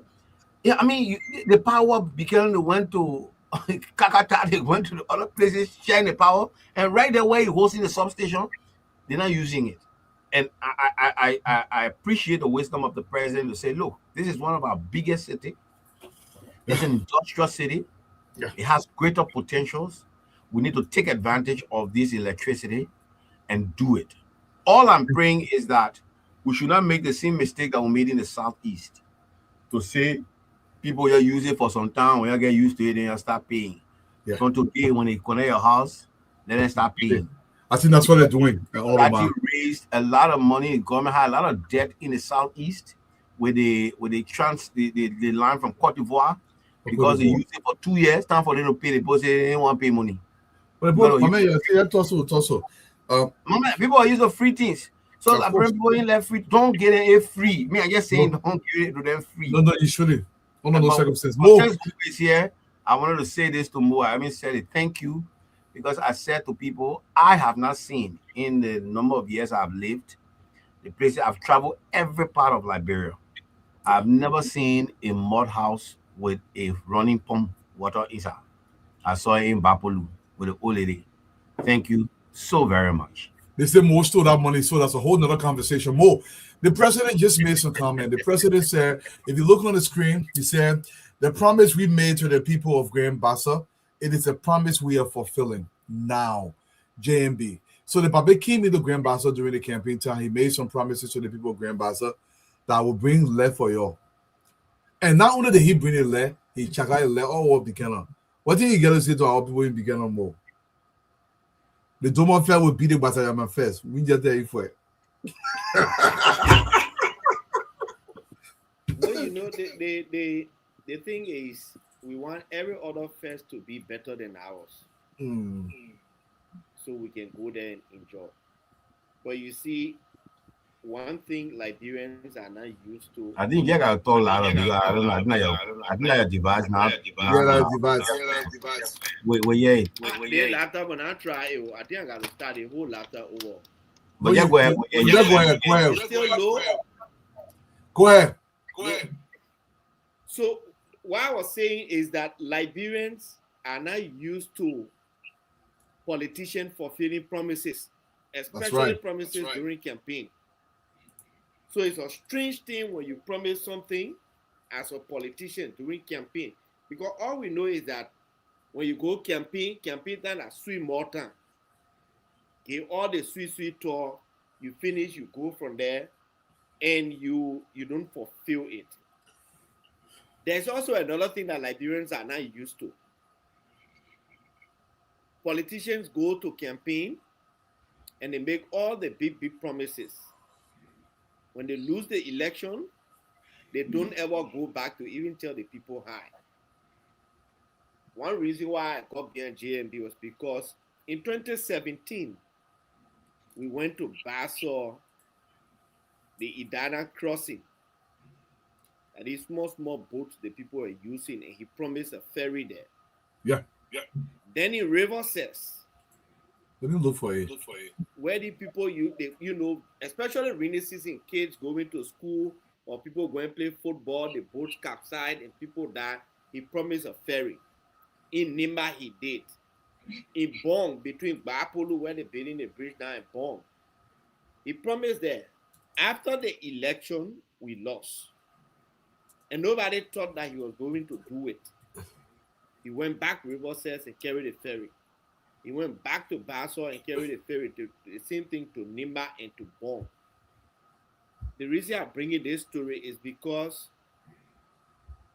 when JMB makes promise, it's not political promise.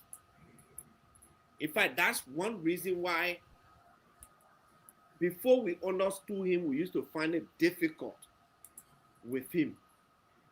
Because like you going on campaign, you write something or you tell JMB says it, one, he is not convinced that that's something he can do. You can go up, you can down. He's never going to say it. So the one he says is what he means. And that's what he will do. And he will fight to do it. So for me, it's not a strange thing that our campaign promises, we are doing them, we are implementing them. And it's because of the leadership style. Oh, sorry. remember That is when a bit we theory and they still using it today. Yes. Yes. So you see, Dwalu, that is the leadership style. You know, in these countries, in fact, many other countries around the world, people follow what the leader do, what the leader does. I mean, when our leader is a clubbing leader, jolly leader, we all going to be jolly. But you get up in the morning, the president who appointed you is going to work. He's in the mansion in the morning. If he's home, he's in the office working. He leaves from work late after 6. I mean, you don't have the courage to go to work after 9 and leave from there by 3 or 4. It's not possible.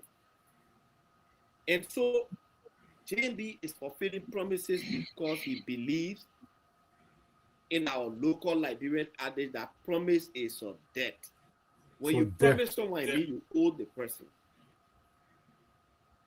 Also, when the Babe said people will not just travel, people thought it was a joke.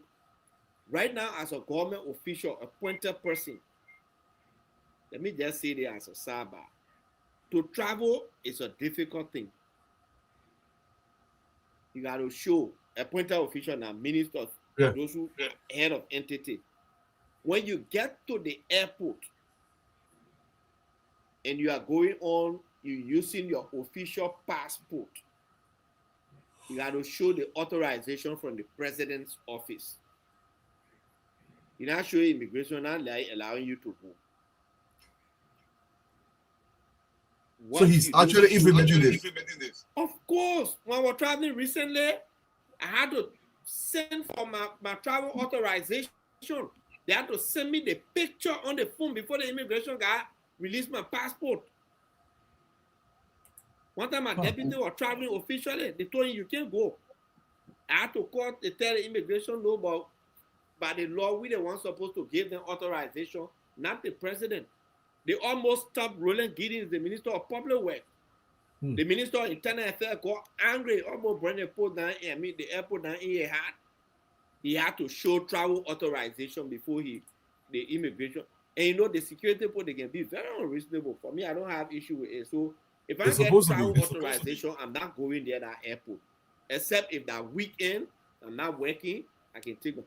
So JMB is fulfilling promises because he believes that promise is a debt.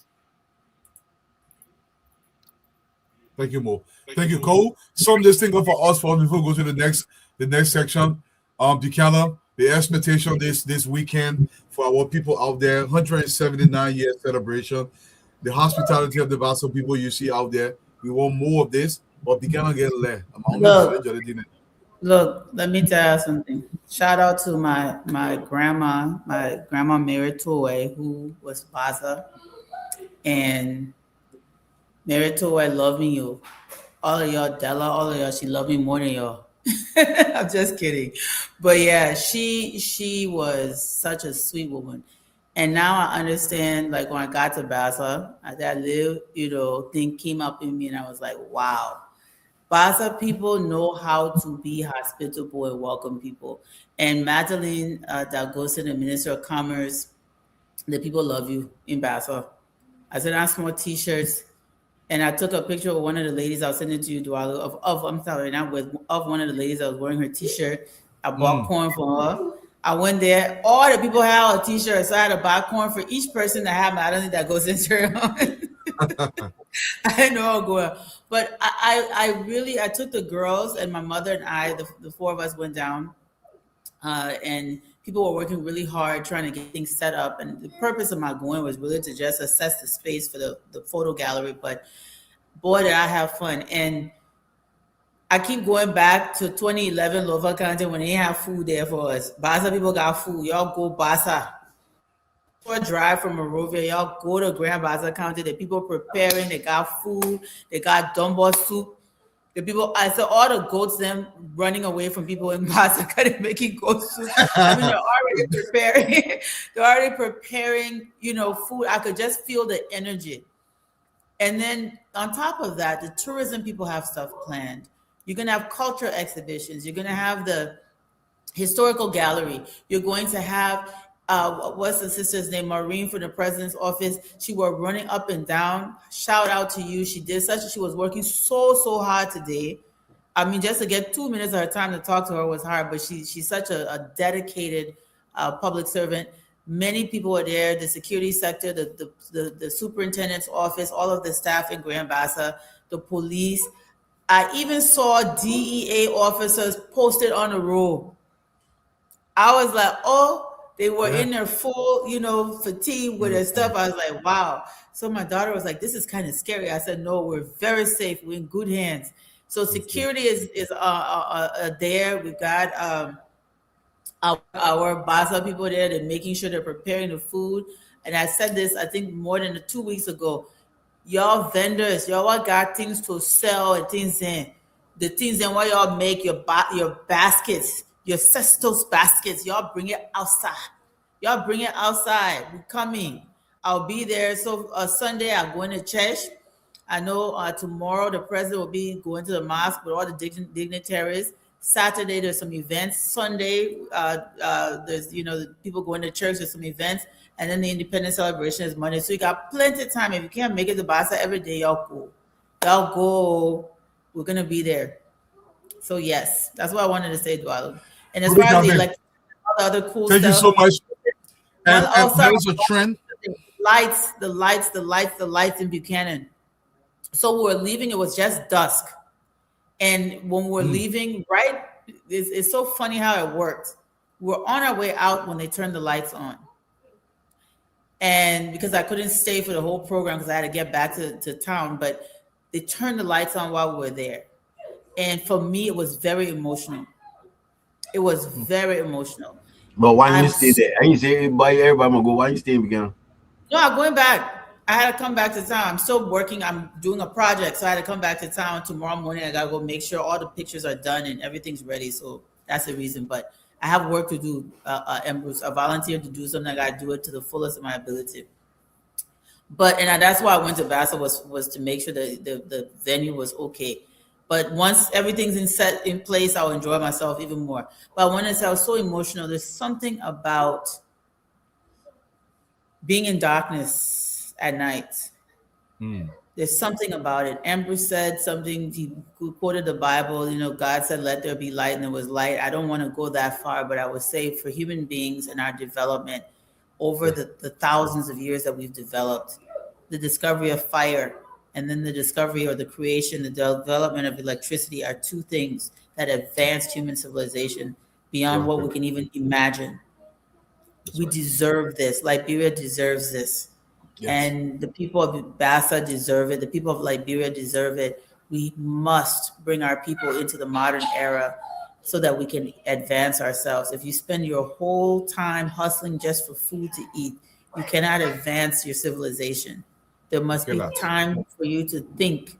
Electricity solves so many problems in a society that everyone already covered. But like I said, y'all go to Bassa. Y'all go out in the night. The lights will be on. We're going to enjoy it. Thank you. Thank you so much. Thank you so much. We're going to get to something a little bit serious. Today, the IG charged, well, literally, we spoke about a police officer. There is something, is happening more and more with people that belong to the CDC. Now, I know we talked about it yesterday. I don't want to implicate anybody, but for some reason, it seems everybody who is associated with the CDC, they drop in here and you're going. This is the guy that was. This is not the one to the right. I'm not talking about that guy. I'm talking about the one to the left. He's the ones that with the police that is being disrobed and being charged. I took the $10,000. That's his picture on the screen. Again, with my man out there, $10,000. This is the guy. This is the police officer. Let's listen to the IG as he was speaking about this. I'm gonna actually have Councilor Man start on this one with her because this thing here is they're not leaving NS2 on term. It doesn't matter if you're a police officer or not. If you compromise your position, there will be consequence to that. Let's listen to the IG speak on this matter as he disrobes this. I think it's a commissioner, by the way. Taking to compromise this investigation will answer to the law and face the full weight, regardless of whoever you are, where you reside, whatever your responsibilities and roles are in law enforcement. As such, with this ongoing investigation, we just discovered that those who we have arrested here, there are officers here within the police, apart from those who have been, who are got all the names out there, connected to this investigation. Today, we also found a more senior officer who became compromised in this investigation, not in the whole drug saga itself, but in the investigation, to provide some comfort for those who are being arrested and brought here. He has admitted to receiving $10,000, and as such, 106 Johnny D is relieved of his post with immediate effect. He has been turned over to the professional standards. Interdicted will be investigated, subsequently turned over for criminal investigation. And if he's found guilty, if he's found culpable and charged, he will be part of the fold as well. In that case, we have also instructed that the 111, the Deputy Commissioner for Intelligence, Interpol, and Criminal Investigation, will step up immediately and take his place. They all police officers, all law enforcement officers who are part of this investigation, there's a clear warning to each and every one of you. Nobody will have behind your offices here and try to do anything unethical or that will bring this government to public disrepute. This is the people's police, it's the people's government. We stand ready, we stand prepared. This is the people's government. This is the people's police. The drug issue is a very, very serious issue. It involves a lot of money, honorable man, but people can be compromised very easily. Now, the police does have some training. They should know better. But here's the thing. Drug money, not just in Liberia, all across the globe, people compromise themselves.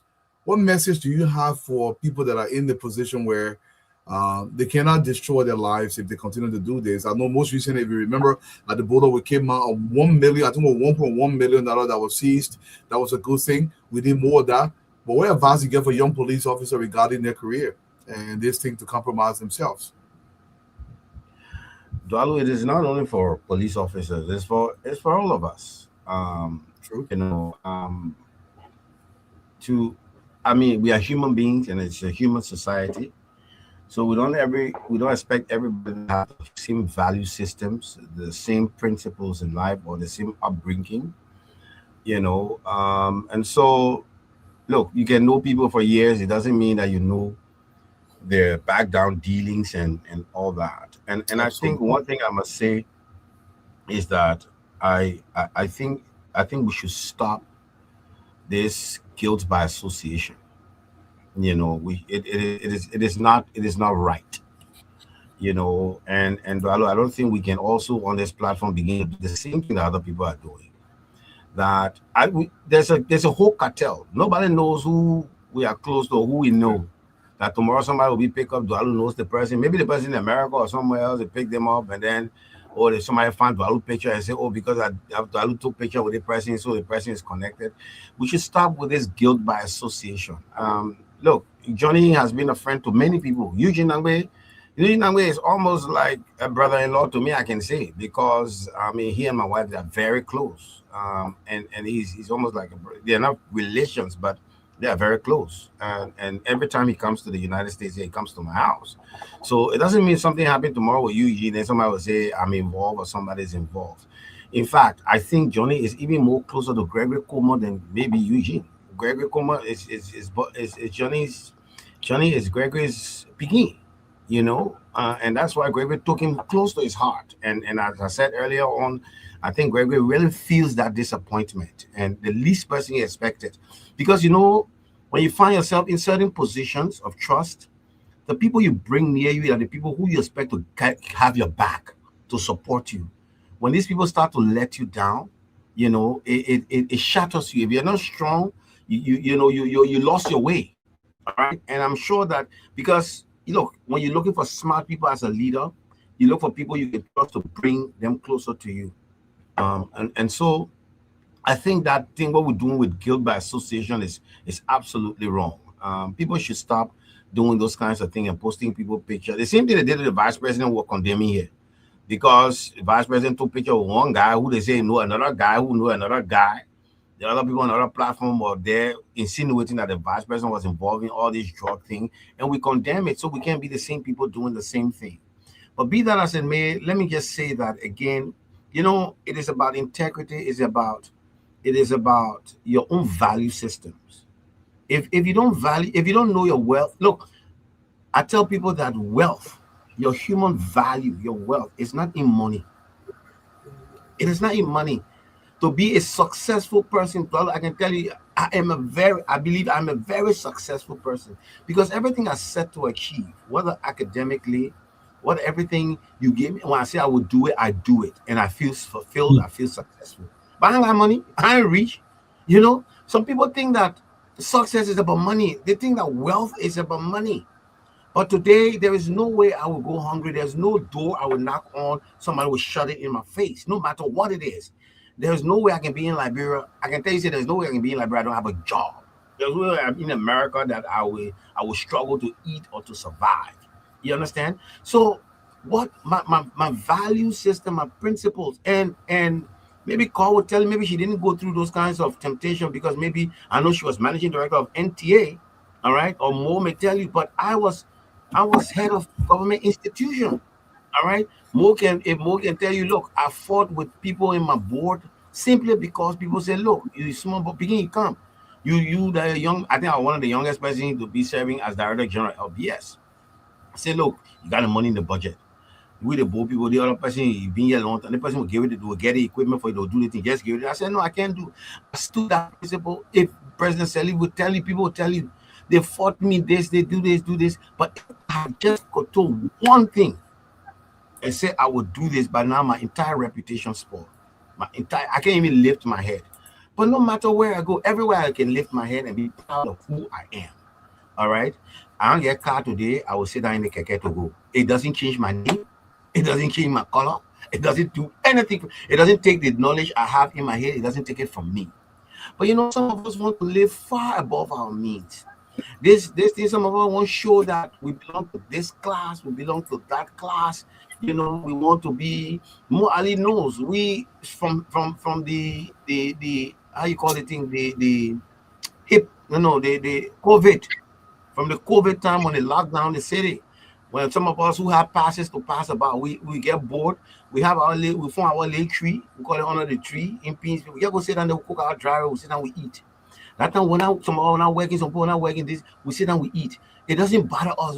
In fact, the people who are working were still getting but how the manager living, enjoying, they don't worry. What are you worrying about? And it is these kind of little things that make you sell yourself for nothing, because every time you want the money, every time you want to do this, you want to show off, you want to get this one, you want to fly here, you want to do this, you want to show all the young gang and say you got everything for them, And so these are the things that bring you down in no time. So I think it is people's own upbringing, Dwalu. It is how people come. And one of my mentors will tell you that there is no humble poor man. If you want to know if a man is truly humble, give him power and expose him to money. Then you will know if that person is still humble. Then you know truly that person was humble. But when you see somebody acting like humble and because he poor, it's because he poor. All right. So these things that we see in our society, I don't think he's not the first. He's not going to be the last. And that's what we're talking about. The whole drug thing I was talking about, the person who they call U.S. Marshal or anybody else. These kinds of people, not people you think got millions of dollars in Liberia that they can walk around with their hands like they know. That people who will take little or nothing and just go to the place and just say, push it in here for me, push it in, because they got some little influence in there. Sell themselves for nothing. All right? Sell themselves for nothing. Somebody will tell you, say, every man has his price. Sometimes you can get your price, but is that my price? I swear to God, the day you catch me, my family not working, my grandchildren are not working again in their life. Right. You bring yourself, because we don't have value systems. We have not lifted ourselves to say, no, I cannot do this. I cannot do this. You understand? So it is not him alone, and I believe there will be other people that may fall. There will be many other people that may fall, and you will be amazed at the little or nothing, the chicken change for which the people give you to do certain things. People pass through the airport by giving somebody $5. You reach the airport, and those days you reach the airport, you look at the thing and say, oh, yeah, they beg here. You can say, hey, my man, people bringing plenty things in the thing. Say, you got to pay custom. You may want to pay custom. Post on $100 in the wrapper. You say, my man, I beg you, man. Say, okay, my man, let the man go. That my man, let him go. That $100 will make you pass through custom with almost something that you're supposed to pay maybe $10,000-$15,000 custom duty on, you pay somebody $100, let you pass. You understand? And people can say that poverty because I know people who respect their value regardless of how much they make. You can't buy them with those kinds of things. They respect their values. They respect their knowledge. But I don't know, it beats my imagination, but we are human beings. And That's right. things happen. And for these things to be curtailed, that is why it is good that the government and the security forces are taking the steps they are taking now. That no matter how close you are to me, I'll set the first example on you. If you try to bring me down, I'll set this first example on you. Some people can say that the weakness. They got people close to them, so they use those people, and the person ain't able to tell the person, no, what you're doing is wrong. They able because they love the person so much, and they love them so much. And to be frank, that was some of the things that Liberians used to say about our former president, Sirleaf. They say she loves her children or her son so much that when he do something, she ain't got nothing to. So people use him and they do this and they spoil the name and things. No, but for me, I'm one person who, if I'm in a position of authority and you're close to me, I always tell you the first thing. If you try, you will be the first person I set example. And that's why I said what Gregory is doing right now is the right thing to do. All right, the right thing to do. We need to know people don't have values. People don't have value. People have lost it. But there are other people in Liberia who do cherish their name, cherish what they do. The way I rather take this one, I work for it. That's my I earn. The other one, forget it. I don't want it. I don't want it. Thank you, customer. Thank you, sir. Look, but let me come to you. Customer, I agree with you with that guilt by association thing entirely. Trust me, I've taken into consideration, and I think you make a lot of sense there. But let me ask you this though. I understand what Councilor Man said about having value in the country and sticking to your value. But we have a culture in Liberia where there is an expectation for you to eat when you're in government, you're supposed to make money. And there is this tremendous pressure that is on you to make money, knowing full well you cannot make that money legally in a legal sense in Liberia. So people are pushed and pushed and pushed. Now, should we place some blame on the people that are pushing you, or you should be entirely responsible to make sure you don't let people push you to go take money that belong to you? First of all, Duadu, nobody stands out for your integrity other than yourself. So, this July 26th is coming. I'm sitting here, Duadu. I'm already hustling for money. The influx of messages that are coming doesn't mean that I know that I do not have it. Should I go do something unorthodox here in Belgium? Where at the end of the day, if I'm arrested, those who are telling me, oh, Abba, you are me. Okay, because I didn't give to them. But at the end of the day, if I'm arrested here in Belgium, if I did something unorthodox and I'm arrested, these are the same people who are going to say the guy is a criminal. So the first thing, you don't blame the people who are asking you for money. You do not have it. You just do not have it. And that's it. You cannot force yourself. You have to live within the confines of what you make in government.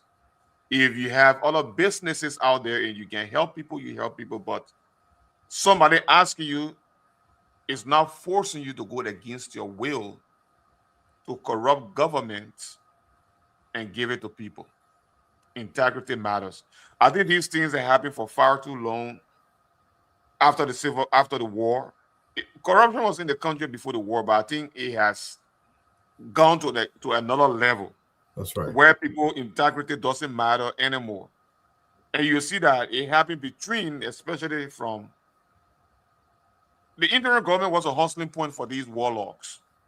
Absolutely. Okay, there was nothing to accountability. But when Eden came to power, you see that people took advantage of this thing unto the extent she called corruption a vampire. And George Weah came, we saw that it even got worse. Because most of the people, okay, now, like yesterday, I was asking somebody, I said, these guys wanted to prove a point to the extent they went to McGill's compound to show McGill's house and the distance away from where the burst took place. So I asked myself, before the CDC came to power, could they go and show where McGill lived? so that the Liberian people can see the difference in how much that he made as a minister of states to build such a mansion. That is not just a compound. So they are coming to power, corruption increased. But what is happening, there should be a president, there should be a leadership that is able to curtail or minimize these kind of things. And that is why you see under this leadership, under Joseph Yimon, even the Mo Ali, Mo Ali is a friend.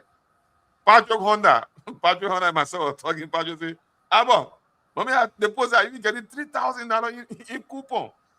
I'm afraid. He said, even if you want to keep your own money inside to build one Lake Congo for yourself, you can't do it because the perception of corruption is too much in the country.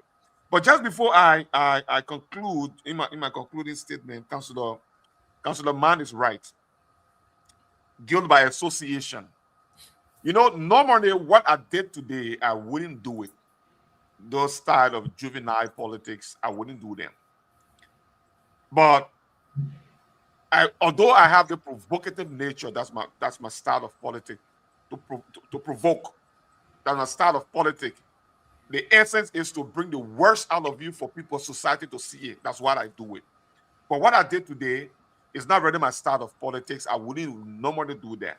But I wanted to show to these people what you peddle. And I title it, I label it, the table turns. Because you take the name of just before you would bring me up to talk, Susan have taken the vice president photo, Greg photo, Boaka Jr.'s photo, put it up and said these are the principal warlocks, the principal cartel. These are the things they are involved with. And they started it when they think. So I just one of the favorite person is Len Eugene Nangwe. So I just decided I wanted to send a message to them that our politics can better. Because what you started, if I were to get in the country tomorrow, even Mo Ali would be afraid to take photo with me. Because if anything happens tomorrow, there's going to plot around with Mo Ali's photo that Mo Ali is guilty by the association because I have done wrong today. And these things have to stop. Our politics must be built on the issues, on the essence of what matters to the country.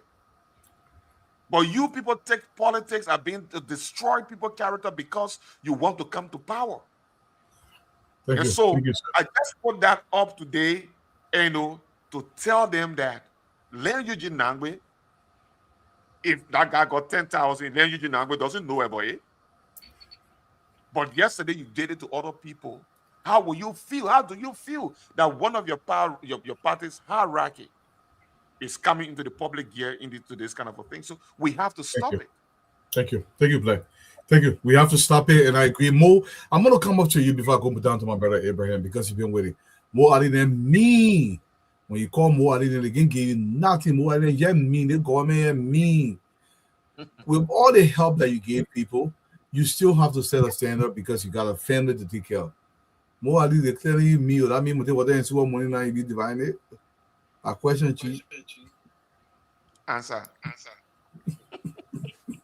So, Dwalo, I will answer that question and then give my own take on what's happening and the perception that is out there. You see, the impression you want to give people, that's how people will take you. The one thing I don't do is to impress anybody. Again, nobody to impress but myself and my children. And the way I impress my children, to buy clothes for them, feed them, and send them to school. If they are sick, I take them to hospital. That's it.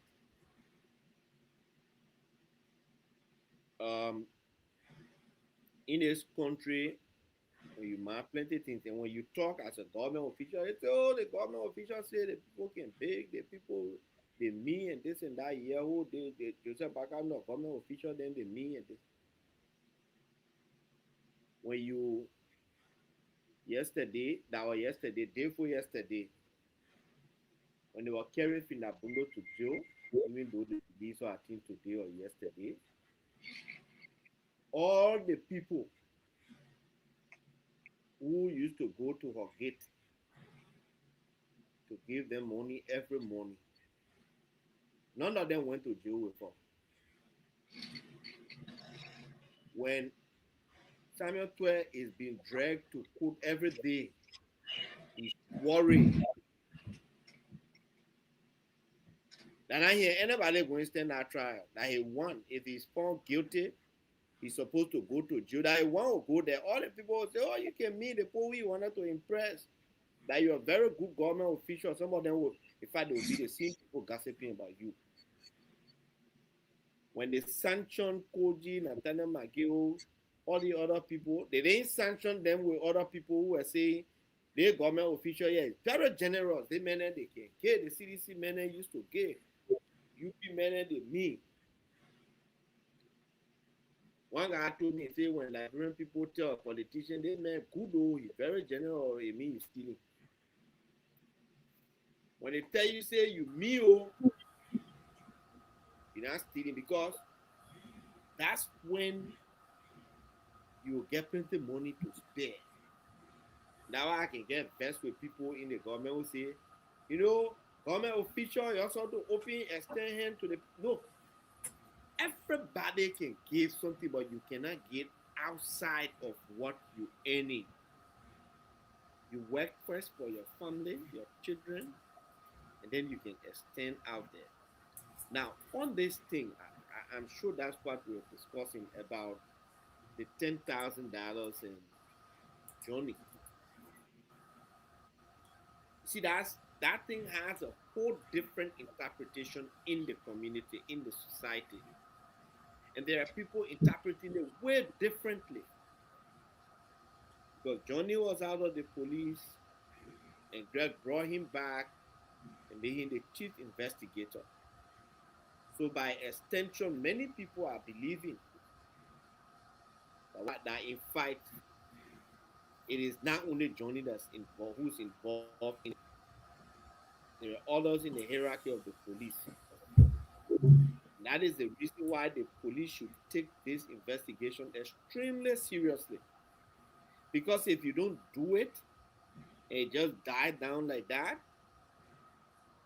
then we have a serious problem that we will not be able to defend. I was talking to one of the police hierarchy and I say, you see today, I could not go on Facebook to say anything because I dragged the people for the last 2 days.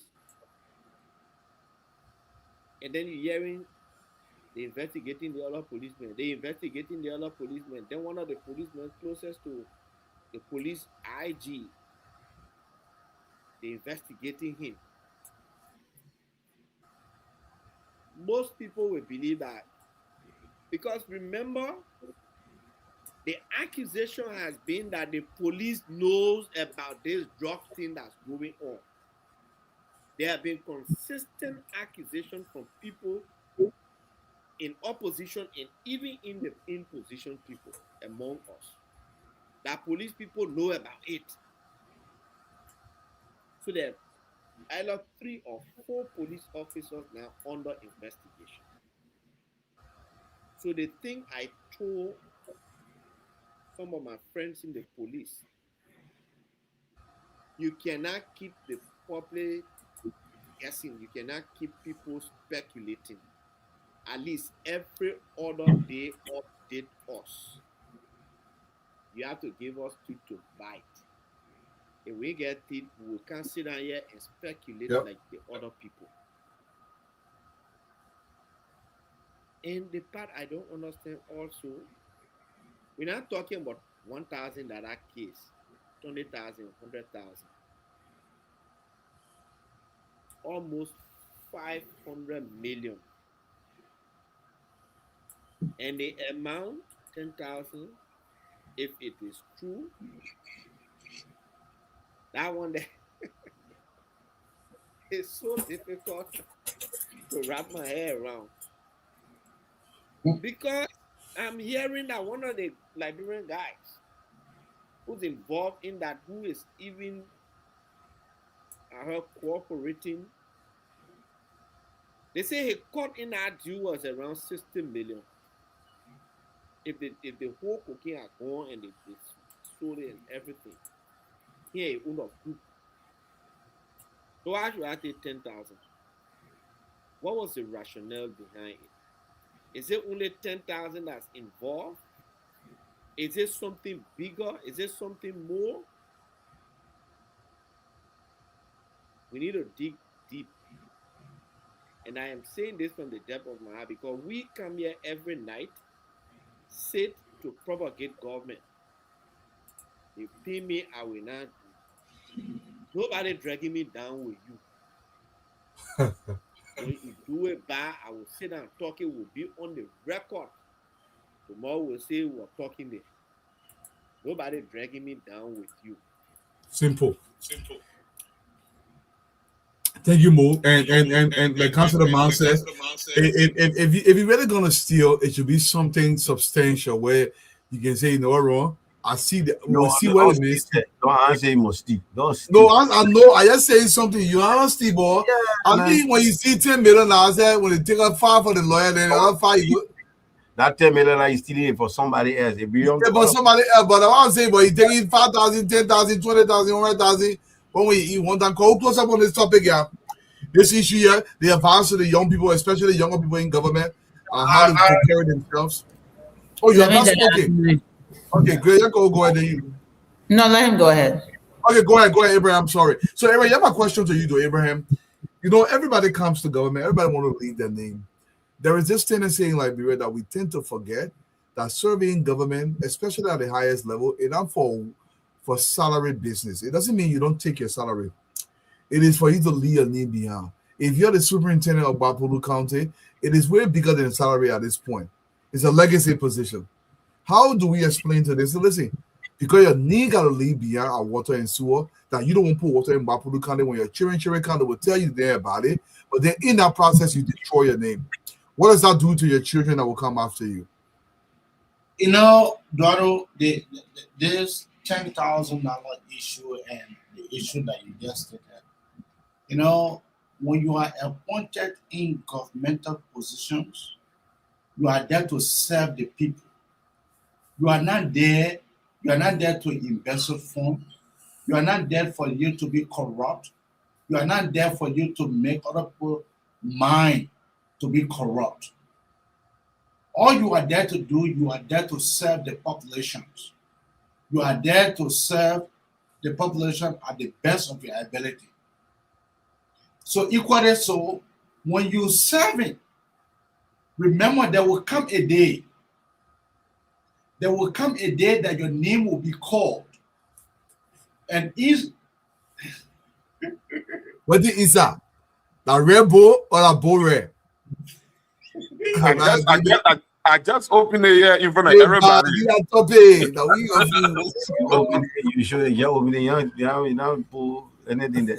No, nothing there. Go ahead, Abraham. The issue of corruption is enshrined in our society, and that's the best way for you to be able to fight it. When people are connected to issue of malpractices, the issue of corruption, let them be exposed so that their children, although crime is not transferable. Crime is not transferable. Whatsoever you do will live after you. But I don't see the reason why Johnny have to take $10,000 when they are discussing $19.2 million drugs cases, when they are discussing 317 million drugs cases, and then you go take $10,000 to do what? To spoil your name, to be able to spoil your legacy, for you to be able to spoil your job. If Johnny can really tell, if Johnny really sit down and serve the population to the best of their ability, that $10,000 will be a drop in a bucket for him. Because when you live up to your word, when you live up to your duty, when you serve, money is not looked at in some cases. What you do that is what people will remember. What you do is what will lay after you. So I don't see the reasons. Thank you. Thank you, Cole. The message to the young people about the name and how they should call themselves, especially if they're working in government. Nowadays, somebody's watching. I know in yesteryears you can be somewhere. I've heard stories that in Liberia, people say, my man, Tualu, Teddy job, my man, they chopping on the job, they chopping on the job. And the chopping, Liberian people, is you from based way to say they're stealing on the job. That's what they call it chopping. Go give our young people the message what they're supposed to do while they're out there, not to destroy their legacy. I mean, it's about legacy a lot of times for young people. It's about character. It's about surviving, right? People start thinking about legacy when they get old. Yeah. They start thinking about legacy when they've matured. When they're young, they're hungry. They're thinking about survival. They're thinking about right now. What do I eat now? How do I get there now? And that's natural. This need for instant gratification is part of human development. But what we're missing is the ethical core, the kind of filter that tells you when you've crossed a line, when you're doing something that is going to mess your future up. And when people start to see that there's consequences for doing things like this, that deterrent is what will make people act differently. That's right. Because it is natural for young people to be thirsty or hungry or desperate, ambitious, even sometimes to a detriment. How do you channel that into positive energy and productivity? It's by making sure that the shortcuts, the illicit shortcuts, have such dire consequences that you don't want to risk it. Right? So Dualu, you've been in America a long time. We grew up surrounded, maybe not in our home, definitely not in our homes, but in society. America is a drug-ridden place. Oh man. It's a drug-ridden place. Why did we not say, hey, we're gonna go slang drugs on the corner? Choice. Right? It's not just the ghettos, even in the suburbs, suburban kids, private schools. Kids were going to private prep schools like Breck selling drugs, right? What made the majority of us say, nah, I think I was just put my nose in the book. Consequences, Dwalu. That's right. When we saw those girls with their big bangle earrings and the gold dripping back in those days, going out with old bad boys because they were giving them things, we didn't follow them. Why we didn't follow them? Consequences. And what I'm seeing under President Boykai and his justice minister, solicitor general, and the law enforcement, the security sector, the judges, Judge Usman Fekka, what I'm seeing is consequences. Consequences are the deterrent. So young people in Liberia, if you sell drugs, you're going to go to jail. If you steal money, you will go to jail. You understand? And I like before where Samuel Tware said that day, I thank God I was born a Liberian. You know why he said that? Because he thought there were no consequences because he was born a Liberian. But the truth of the matter is, President Boykai, his administration has made sure that being born a Liberian doesn't mean you're free of consequences. You bribe jury, the jurors will go to jail. And you, the briber, are also a criminal. You will also go to jail. You'll be prosecuted. And if you lawyer and you help facilitate a bribe, you yourself will go to jail. So the bottom line is when there are consequences for criminal acts, and the young people start to see that, they will choose a better path. It is natural to want to go the path of least resistance. But when you put up roadblocks and consequences on that path, and they know when I go down this road, that now Buka dancing administration here, Liberia is back to normal. We in normal days, you will go to jail. Normal days, you sell drugs, you go to jail. We back to normal. So young people, stay out of jail. Yesterday, I learned something. That South Beach is overcrowded. It smells like feces. It smells like urine. Yesterday, people said on the show, ain't no space. They were built for a small number of people. and more than 5, 10 times that number there. You don't want that in your life. Consequences for actions. So because we're at a place of normalcy where the leadership is not a we want push leadership, where the leadership is we want progress and productivity leadership, the consequences will prevent and deter our young mentees from doing the wrong thing. Thank you. Thank you so much. I see you since that day. Oh, we gotta meet again. Yeah. More Ali, I see you at all. Yeah. You more Ali, I come look for you More tomorrow. out of the country. How are you? Good to be back. You know, we. Stay in Liberia. I still here. Oh. Oh, okay. Okay, then let me see you tomorrow now. Okay. Can't see me Okay, tomorrow. Number, welcome to the show. We're going to come to you, but the camera is being lit up. I know we had a discussion. I want you to comment on it. I did play a video a couple of days ago. Some of the jobs you guys are doing in Buchanan. They layer that permanent layer or when the television printing y'all what they are. No, that is a permanent fixture in terms of what we are doing. You know, the European Union is supporting us with 52 million euro grant. And part of that money is what we are doing there in Buchanan to connect up to 12,500 homes, businesses, and public facilities, and also install a total of 500 streetlights in Buchanan. So it's a permanent fixture. So what we've done in Buchanan is to build. Sorry, sir. Are those things solar project? I thought it was the CLSG. They are not solar. It's not only solar we do. It's not solar. So we're getting the power from the Buchanan substation. What we are doing in Greenville, in Vanjama, and in Barclayville. I'm talking about Buchanan. Yeah, Buchanan. No, we're getting the power from the substation. That's why almost opposite the substation, we have built our GIS station. So once we get the power from there, then we can be able to further distribute it. But it's a permanent fixture. So we made it serious power distribution backbone in Buchanan. So it's like anywhere else. It will be vended, you know, and people will pay for it. But what we're trying to do now is to accelerate that process just to accommodate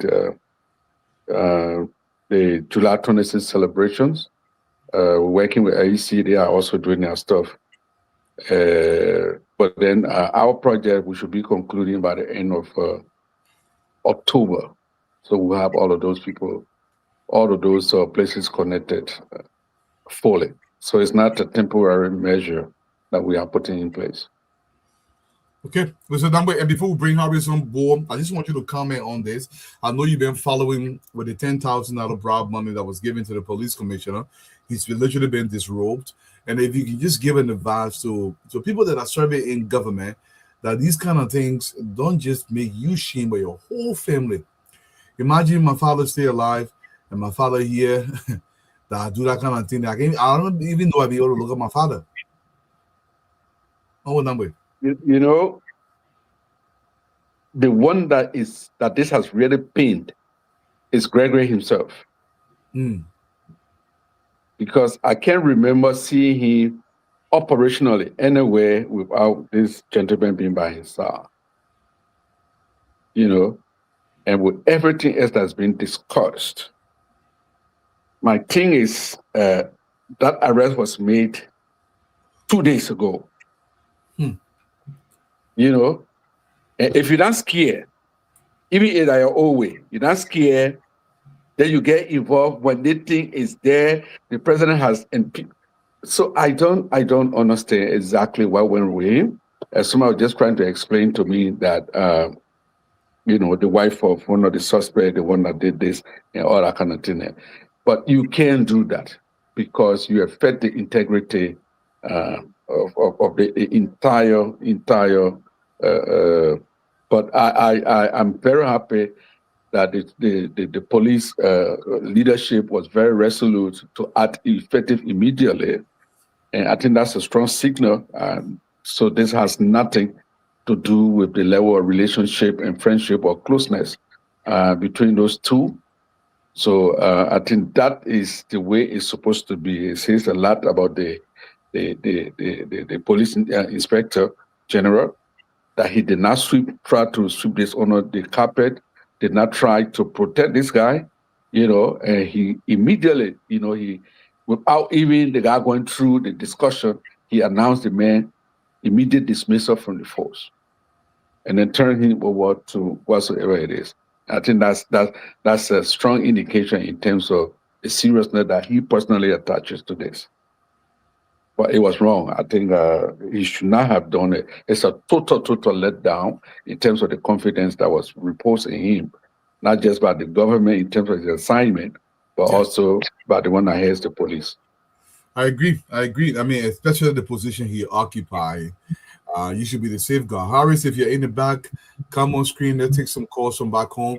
But in the meantime, let's watch our people in Buchanan Yeah, but City. Dwalu, Sam said something just now, and that was some of the information I was getting, but I can't confirm it. But the information is that some of the guys that have been arrested, the wife, to give the guy preferential treatment in the police. Well, I don't know how it got preferential treatment. Well, like the wife had given asked Johnny to do that, and then he had agreed, and they are giving $10,000. But the point is that I want to say that if that is true, they should go pick up that woman for interfering with the investigation and bribing. There are indications. I'm hearing also that she has been picked up. Yeah, they will pick her up. Yeah. No, so Councillor the woman has been arrested, and she's Okay. also being investigated. Yeah, that will go there too. That will join her husband inside the because all of them were. What I heard tonight, the amount she promised was 20,000. But like Brother Nami said, I'm really confused, and that's why I said the public will raise a lot of questions. And that's small money case. So who sits down in that sound mind? Almost $400 million case. Then you go join in the middle, you want compromise. They need to investigate. There could be something deeper. Oh yeah, I think I agree. I think I agree. That is why. Look, if the system needs purging, we must purge the system. Nobody should be left untouched. If it leads to anybody, and we have to bring down that system, purge that system, we need to purge the system. And as I said, I don't believe that Gregory will spare anybody if he can do this to Johnny. Trust me. And like Sam said, it could be something that he could cover up. He would have said, my man, we're not putting anything outside. But I mean, if he can do that to the person closest to him, trust me. And if it goes up the ladder, let's climb that ladder and cut it from there. There are many professionals in that Liberian National Police Force that can grow, that can be elevated, that want to do a good job. But we should not accept those kinds of things in our system. We should not accept it. And that's why I say I'm disappointed in my brother. But I mean, he has to face the music. Okay? He has to face the music, because these are the things that compromise the investigation. These are the things that make some of the things that you mind, some of the places you in the investigation, you know what's going to happen next. Correct. You're going to start leaking it so that people start covering up their tracks and things. Yeah. And then, because let's not forget now, because I was just reading something on the social media. I heard, Mo Ali best friend, Rodney C, talking about why. Yeah, Mo friend, Mo best friend. And why is it that they got the people in police headquarters, they're not to the South Beach? So they're trying to give people preferential treatment. No, the police is still investigating these people until they are charged. Look, people, exactly. South Beach. In fact, the police cannot send you to South Beach. You should please send me that link. It is the court that sends you to South Beach. That's right. The police. They have not been charged yet. They have not been charged. Yes, please, the police please send me that link. Judge, you're on a program right now. You're on a scene that thing that the police charges you and bring you before the judge, the court, Then the court will remand you now to South Beach. So the police don't collect people and send them to South Beach. Police ain't get that authority. So once you are still in police custody, that means they are still under investigation. So the police have, and you see, like the justice minister said, it's not just to pull a charge and then you can't get a proof. So they have to keep these people to investigate. As a matter of fact, in the criminal justice system, even though you're supposed to keep them for 48 hours and charge them, if the 48 hours is coming up and the police has not really gotten sufficient charge, the police can go to the court and ask for extended time that we have to keep these people and charge them because it's a complicated matter. It's a complex issue. So people should not be saying that, oh, why are they keeping the people? Those people supposed to be in South Beach. Why are you keeping them in the police station? Why are you doing it? The police can so the police go send them to South Beach. How will the police get access to them? Because the police can be calling them from South Beach every day to investigate them.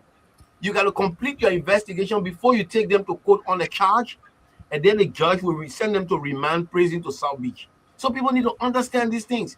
And it beats my mind that senior journalists don't understand these simple things.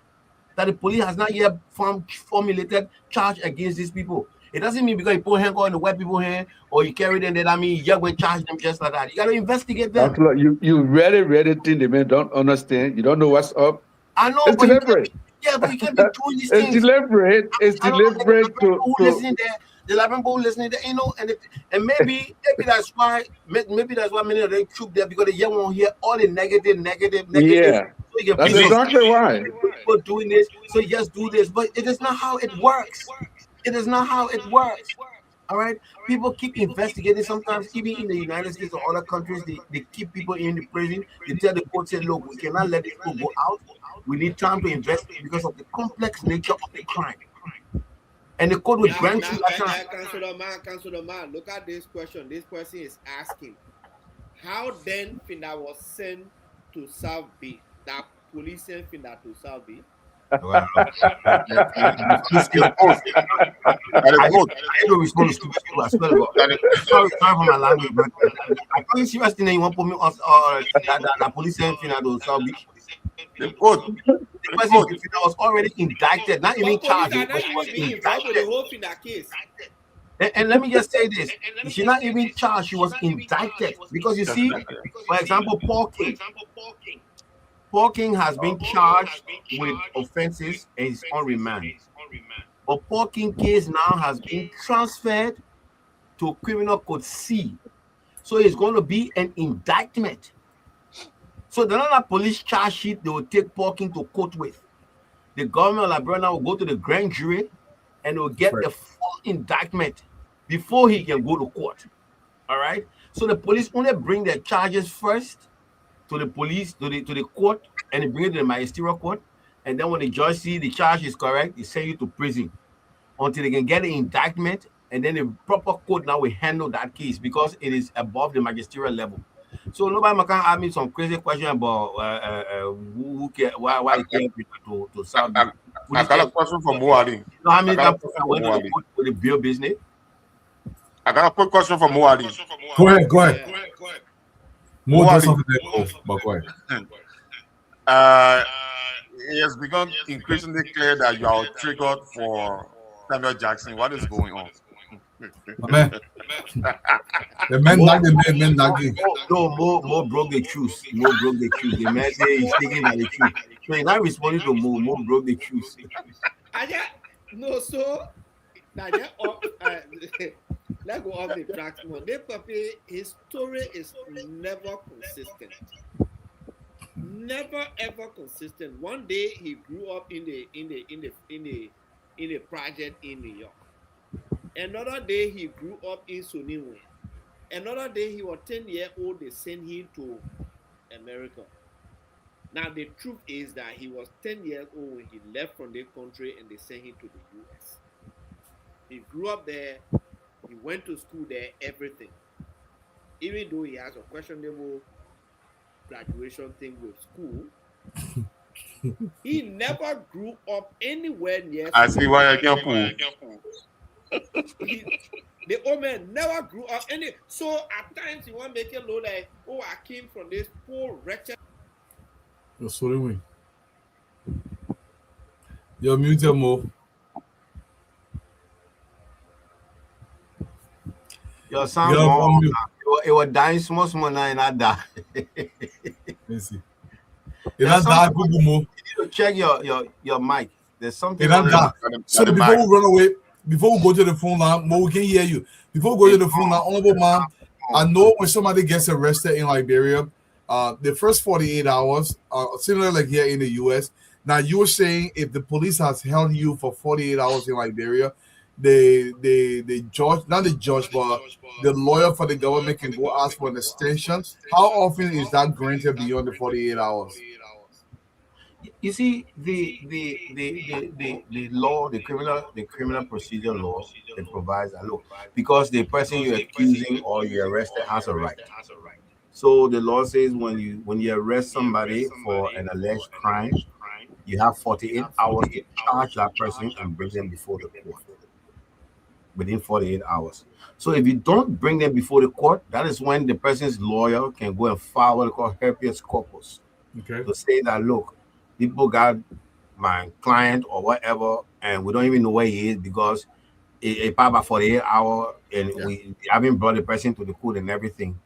But they don't also provide that because the due process is not a rush. So the law also provides that, and many proactive law enforcers will do that.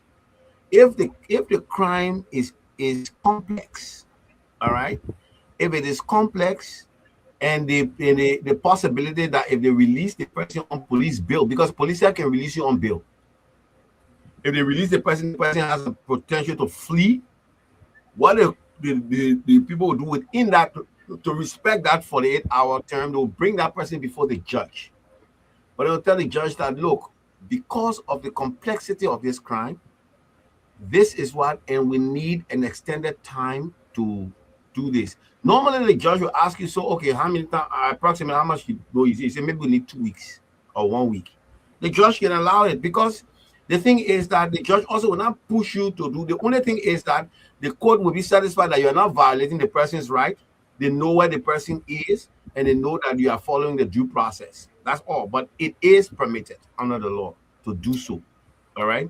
But most of the time, if that is why sometimes also the police takes a lot of time before they effect the arrest. They do all the background thing. They try to do, especially when you know, even when they say they coming on you, when FBI say they coming for you now, I mean they got all the, you know, most of the thing they not put it together. Yeah. You understand? Because once you put a charge and you put the person to court, yes, you can continue the investigation, but you cannot go to the court and be taking the person back and bringing it to investigate. No, it will not happen because the person is now under the jurisdiction of the court. All right. So they do all that investigation with the person, get the charge, and go there. If they find additional thing, they can amend the charge. All right, or the indictment. But it is good that when you don't get your eyes and teeth or you got a solid thing right now yet, you can always tell because maybe the people, they need to talk to them. Maybe they need more information from them. If you send them to the South Beach right now, you will not be able to talk to them. You'll not be able to get information from them. All right. So the police can make that case to the judge that we need these people because it is a complex thing. We're still investigating, and it's permitted to happen. Thank you. Thank you, Harris. We're going to send it over to you to take some calls from our people from back home. Let's hear our people. It's a beautiful day. We are almost towards the July 26th. I want to say happy Independence Day to all you guys that are listening across the country. Even those of you who will listen to the show later on, happy Independence Day. Let's take some calls from Liberia. Harris, the floor is yours, sir.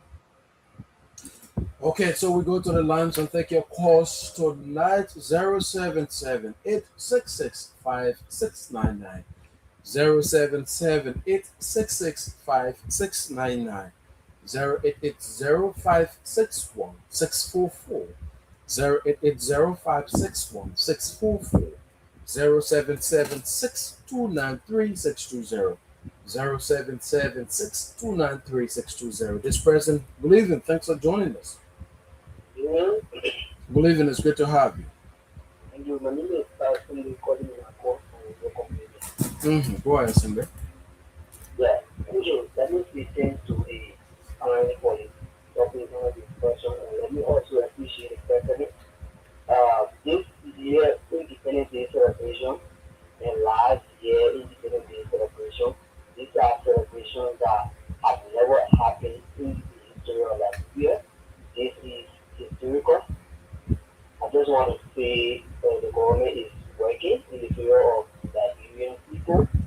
So let it keep focused, let it keep working so that the country can change for the next generation. Thank you very much. Thank you. Leave you 077-866-5699. 080-561-644, This person from line 2, you live, the name you called from. Let's hear you. You live.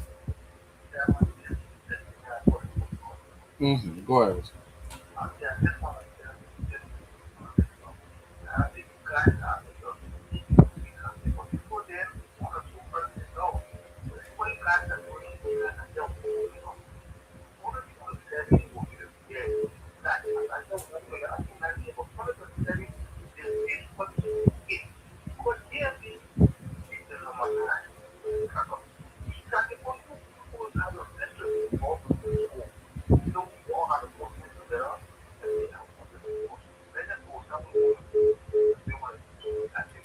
Thank you. Leave you. This person is on. Good evening. Thanks for joining us. Good evening. It's good to have you.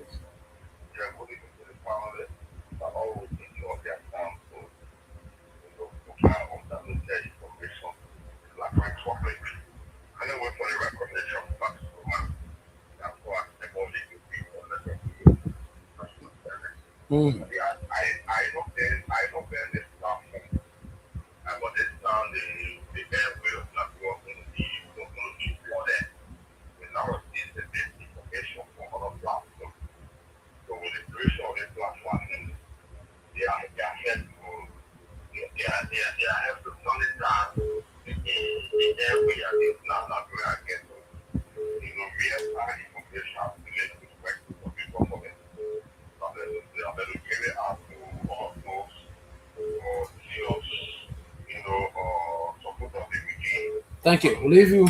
This person, good evening. Thanks for joining us. Yeah, we need to hurry. Good evening. Let's hear you. And then we need to go Ali and don't radio and all families are on the show. I will have one more with the town. Memory is the party that is even the machine at the lesson and here we just will community album moment. I just want to commend your platform. I really start the platform more especially the top of the video. Amperman. Look, and then people, it gives me to try to miss. This morning I was almost full radio station. That's carrying your voice because while after people put in the public. We have nothing to say. We have no way to prepare ourselves. And today we have done the job of teaching political schools. That's why people like you want to travel. We get on the platform that move up party one. Oh, share with level nation once in a month or 1 year or 2 times a year. And sometimes platform for us, people like you, party one on the platform. But we do so well. I don't know if the state can do so well. They want to commend the panelists. The tenants say, on the platform. There's a lot of large going up. But they go. Listen, because you want to see the situation, tell the message, tell people, the drunk of video, see the people in the middle. After that, just put it from there already, just say all about the extent. And we listen to tell it. Because about people see. They speak, they come and start for the business. Thank you very much. God bless AMP. I said, you might come for the next election, come for the next generation. You see the largest teacher of the one and drinking on the street. Then the government will stop coming with our mad for everything we have. Because we are independent, we independent, but we know the country. Okay. Just hold on. Just hold on. To do our role. Thank you very much. Thank you, Abu. This person, good evening. Thanks for joining us.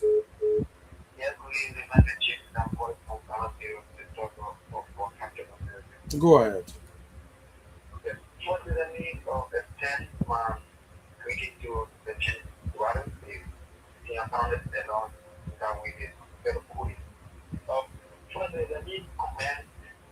National Police for their strong, effective job and issue of justice in the country.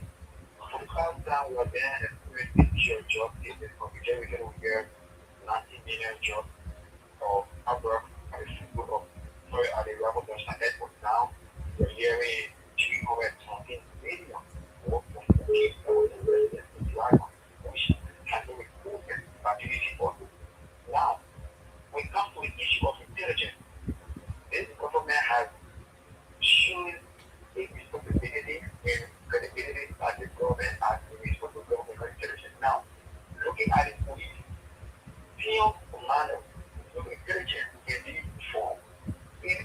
client wanted justice. This girl that our government is not working. Sorry, this government is working seriously, and nothing should be done. And the police should also, do investigation into the matter. Because many experiences the issue of justice is more important. It happened in a past administration. So far, our administration, it should happen. So I'm told that the government is going to take care justice, also they show that all those guys that are involved in the public justice and let them be prosecuted on our law. Thank you. We'll leave you this person from line one. Good evening. Thanks for joining us. Yeah, thank you. I'm Chance. I'm calling from Ganta. Let's hear you. Ganta. How is Ganta tonight? Yeah, Ganta is okay. And we all relax and listening to the show. So let me firstly appreciate the security agency.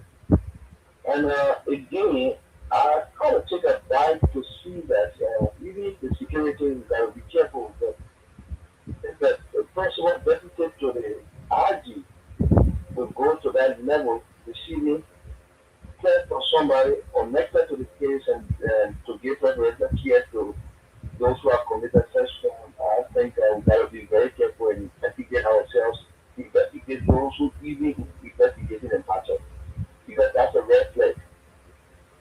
Okay, thank you. Yes. Yes, and the next thing is the very police officer who received the amount was disrobed according to news. So what become of the problem? Because security matters to be like the security. They went through the training, they knew how to follow steps matter. But for public, for citizens, surveillance to be interfering and expressing emotion or matter of either concern, because this is a culture, this is a whole connected of stuff that is going on. So security that will use the DQ method to arrive at a root cause and know where it comes. Because we can solve the problem, but we have not established the root cause. So that's my contribution to the show tonight. Thank you. We'll leave you 0778 665699. 080561614 0776 are the numbers. This person is from Believing. Thanks for joining us. Let's hear you. Thank God so much, even to everyone of my family, value more everyone that comes to our premises. Yes, if I come on the United Party Generation Bureau, people look at my info, say my people in the studio, I want to say more. I go, we know that in the Generation Bureau, to us to say you can't get, for thank you for pieces more. So everyone is a power before I think my info, tell what to the president.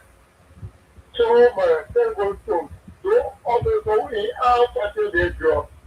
We not go to church, we not go to model, pray or dream council. That's what they said, yeah. And now they comment. Then the Mura never approach the Lord, they put it for they want. We cannot give credit to the DA for the joint security. And that gave credit, the working 24 hours in the household.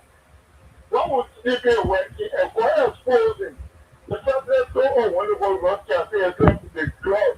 I never felt from my children, my doctor.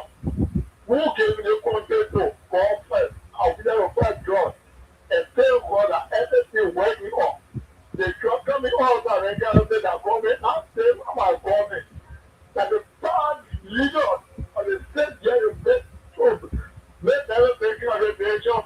For the nation, the only kid who goes to the state of God, them countries, but I said all of them were as far the country or for the community. I want to get to the talking, all type of things in the own, whatever the brothers or show. They can wait me a time. Okay. The opportunity you have is this thing. They can wait. They can wait. Thank God. I'm to you, Harry. Okay, Paco. Yeah, Paco the Tony said, hold on. Let's do one more call. We'll take at least a caller, then we return to the panelists to continue. Who is our last caller for tonight? 0776 293 6200 778 665699 08805-616-44-0776-293-620. We have a caller. If not, then we will return to the panelists. This person, our very last caller. Let's hear you. You're live. Hello, let's hear you. Yeah, I'm Robbie from Canada. Go ahead, Robin. Yeah, what I want to speak on is what you were saying from the beginning about corruption. Mm-hmm. Corruption starts from down the line, from the youthful stage. You start to stay in your home, go to school, you start to spar, and then gradually you climb up the ladder. So there's an attitude problem, you see. Then they also come by association, bad association, you see. So as the person starts from those stage, gradually goes into the because this is started, the inheritance is already now damaged. Then if they are fortunate, they go to school, maybe they ordain a master, they join a political party, they don't examine the character. Because maybe you get up to master, they go in the main way with US or in main way with minister. Like if people from who can master, they don't want to be, they don't want to do any other work down the line anymore. Okay. They want to be director. Before you got to start on the bottom, then you go up and and then your character is going to value with that from stage to stage before you get that result. What he said for secondary space, you won't be the director. Okay. Thank you. We have to leave you right there. Very last caller from this end for tonight. Okay, caller, hold on. We will be taking our callers from this end now. Guys, I cannot hear you anymore. Let's take our first caller here. Caller, you are live. Your name and where you calling from? My name is Abraham Keita. Mr. Keita, you're live, sir. Yeah, I'm calling from Minnesota. What people always saying that people is politicizing the church business. The past regime, you guys were politicizing everything, especially you do when you used to people stand on over there, stand on show over there. You see, that's what we're talking about. What goes around must come around. You see, you guys have to be careful. And you guys are destroying that, bro. Let me be honest with you. You do, especially. I've been following you for day one. You know what? Yeah, everything that happened, you used to blame Joe we are for it. So should we blame Joe Baka now? No, you're missing the point. Listen, Keita, you're missing the point. When the drugs were coming in the country, was we are actually fighting the drugs, or were the drugs just coming in the country? But Dualu, what are you talking about? So he was not fighting the drugs, right? But now the drugs is being fought, right? Government official involved into this. There is no government official involved. Caller, you're live. Your name and where you calling from? Yes, sir. Are you still on the program? We are live, sir. All right, I'm Harrison Bible calling for Iowa. Mr. Bible, do not listen to your device in the back. Listen to the headset, okay? All right. Is this disturbing you guys? No, you're fine. I just want you to listen to me because it's a delay if you listen to your TV. Okay, but what I want to say here is we have to say kudos to this government. Yeah, we have to say kudos to this government because even in the first place for the government making sure to arrest those foreigners, those white guys, and making sure to unearth that amount, that huge amount of drugs in the tune of 3 million or some more. 300. We want to urge this government to not listen to not be distracted by anything over there that the people be saying. If it is possible, let it take a special raid all around town, like the government was looking for gun all that time. No, it's no more time for people to say we must get search warrant. Showing the money you wake up, they enter your place, put you and your people, your children outside and search the house. And I like the way all the time you can talk Thank you. Again, he gotta just talk about the president, John Mahama, on TikTok, and the poor arrested again, talk about the court. So Liberians are abusing the freedom of speech that the poor gave them. If they don't respect themselves and they want to abuse all of these rights, let do something about these rights. Thank you. And make Liberia a better place. Thank you. Thank you, sir. Yes, absolutely. Liberia want to be a better place. Caller, you're live. The name where you calling from. Hello, caller. Caller, you're live. Your name, where you calling from? Hello, caller. Good evening to everyone. My name is Sarah Horace, watching from West Virginia. Yeah, I'm worried about you. I just want to say thanks to the panelists on the show, thanks to Paul that went to Grandpa Curry. Today, I am a proud daughter of Grandpa Curry. I have always been proud, but today, as I sat back and I watched our project, the welcome song, when the president was dedicating that project, tears just rolled from my eyes. Thanks to our leader, Miss Glenna Jean Jr., Beatrice Kanka Gray, thanks to all the descendants of Grandpa County, we did it. We did it. Thanks to everybody. Yes, today we are a proud descendant, and more projects will come from our end. Thank you, President Walker, for letting Grandpa County today. I watched the program and I worked, but yes, I was hiding in the corner, I was crying, I was laughing, I was celebrating. Thanks to everybody. Let us continue to promote our country. That tomorrow our children will go home and say, yes, this is what our parents did. Thank you to everybody. I am so proud. Thank you. Congratulations, descendants of Grandpa County. Thank you so much. And I want to say this, when I say no government official involved, what I'm trying to say, we don't have evidence that any government official involved. I don't know with complete certainty who's involved, but however, if you get caught, you get exposed, unlike previous years. That is the point I'm trying to make. Caller, you're live. Oh, thank you. My name is Jerry James Dobley. I'm calling from Springfield, Mass. The message going directly to the police that disgrace yourself. Some of the men, when they were picking, when the woman on the piazza with their papa, they were able to be sitting over the food.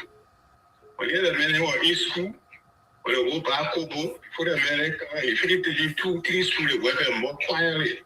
Anything you do on this song, we always come in the public one day. Our police got there, he had disgraced the entire family. Like the children going to be carrying the cross down when they pass it on, they say, your papa, this is the thing. So, lastly, let me say bravo to Senator Nyobli Tanka Lauren.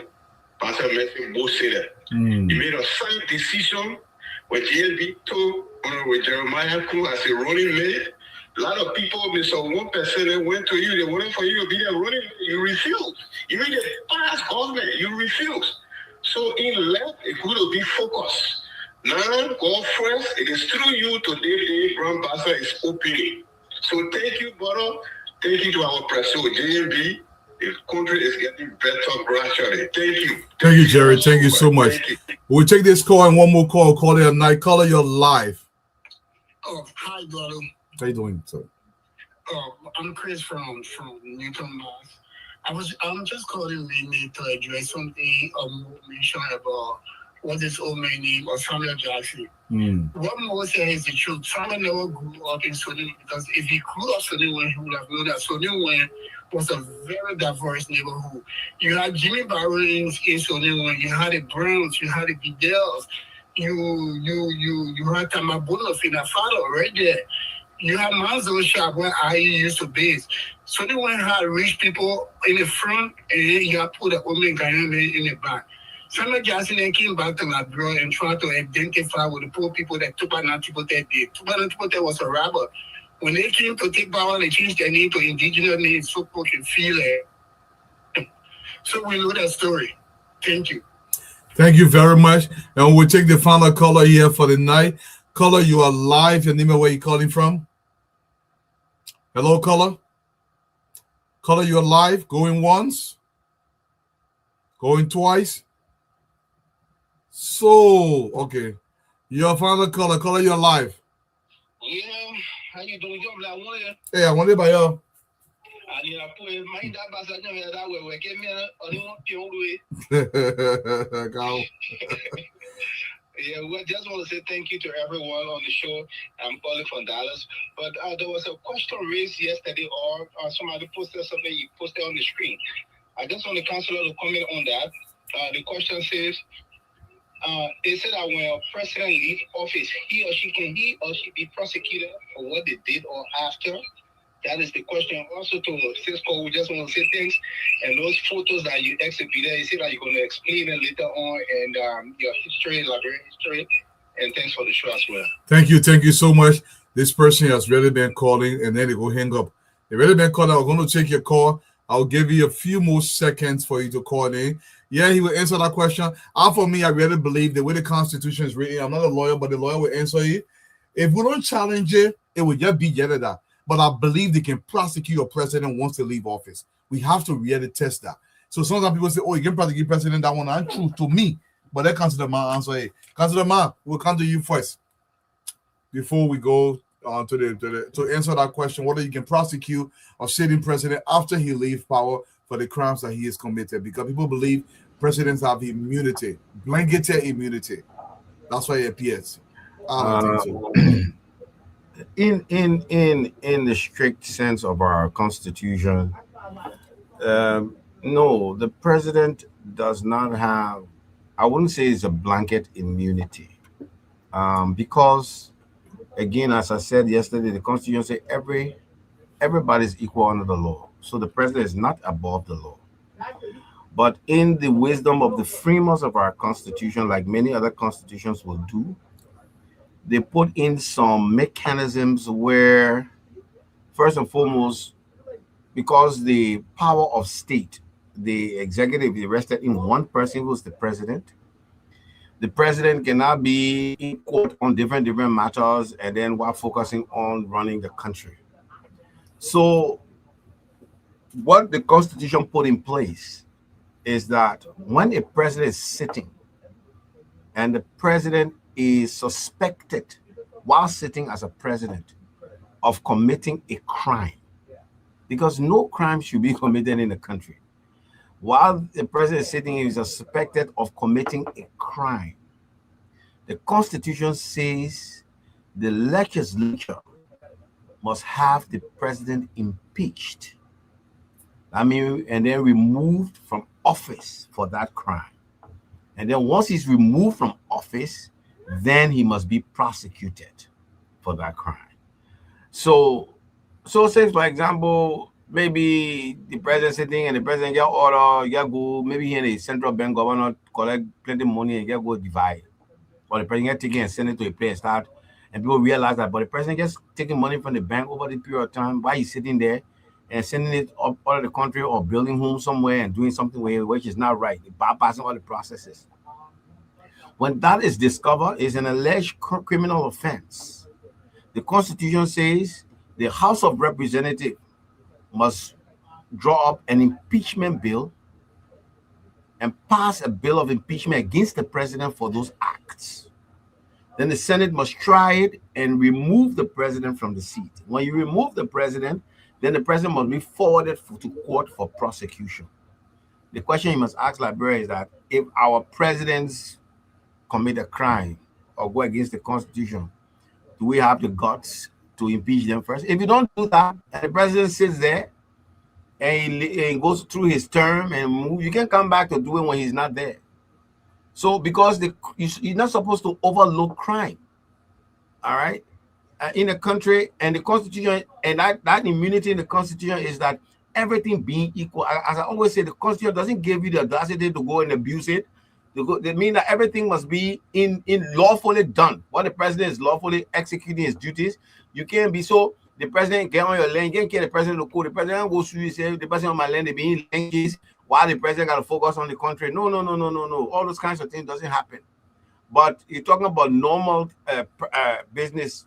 But if the president commits a crime, there is a law that the president must be impeached and removed from office and prosecuted. I don't think that's the gist of his questions, or Councilor Man. His question: when the president leaves office, and when the there is a president crime- leaves office, you can't do it because whatever he did in office, and you did not raise it there, you did not take up that crime, you can't follow him when he leaves office. Well, That's we have what not tried it, Councilor Man. We have not tried it. I really I disagree with that, with the way you put it. Whatever And the the minute Constitution says, you can disagree all you want. Whatever the law says, that is why the law says, whilst he's in office and he commits a crime, you must have him removed or harm removed. So, and because legislators, most of the time, people will be controlling with the president, or they come from the party, the president will overlook things, they will not do it. It's up to you. If you can live by your own constitution, what you do. When the president leaves office, you can go back after him or her.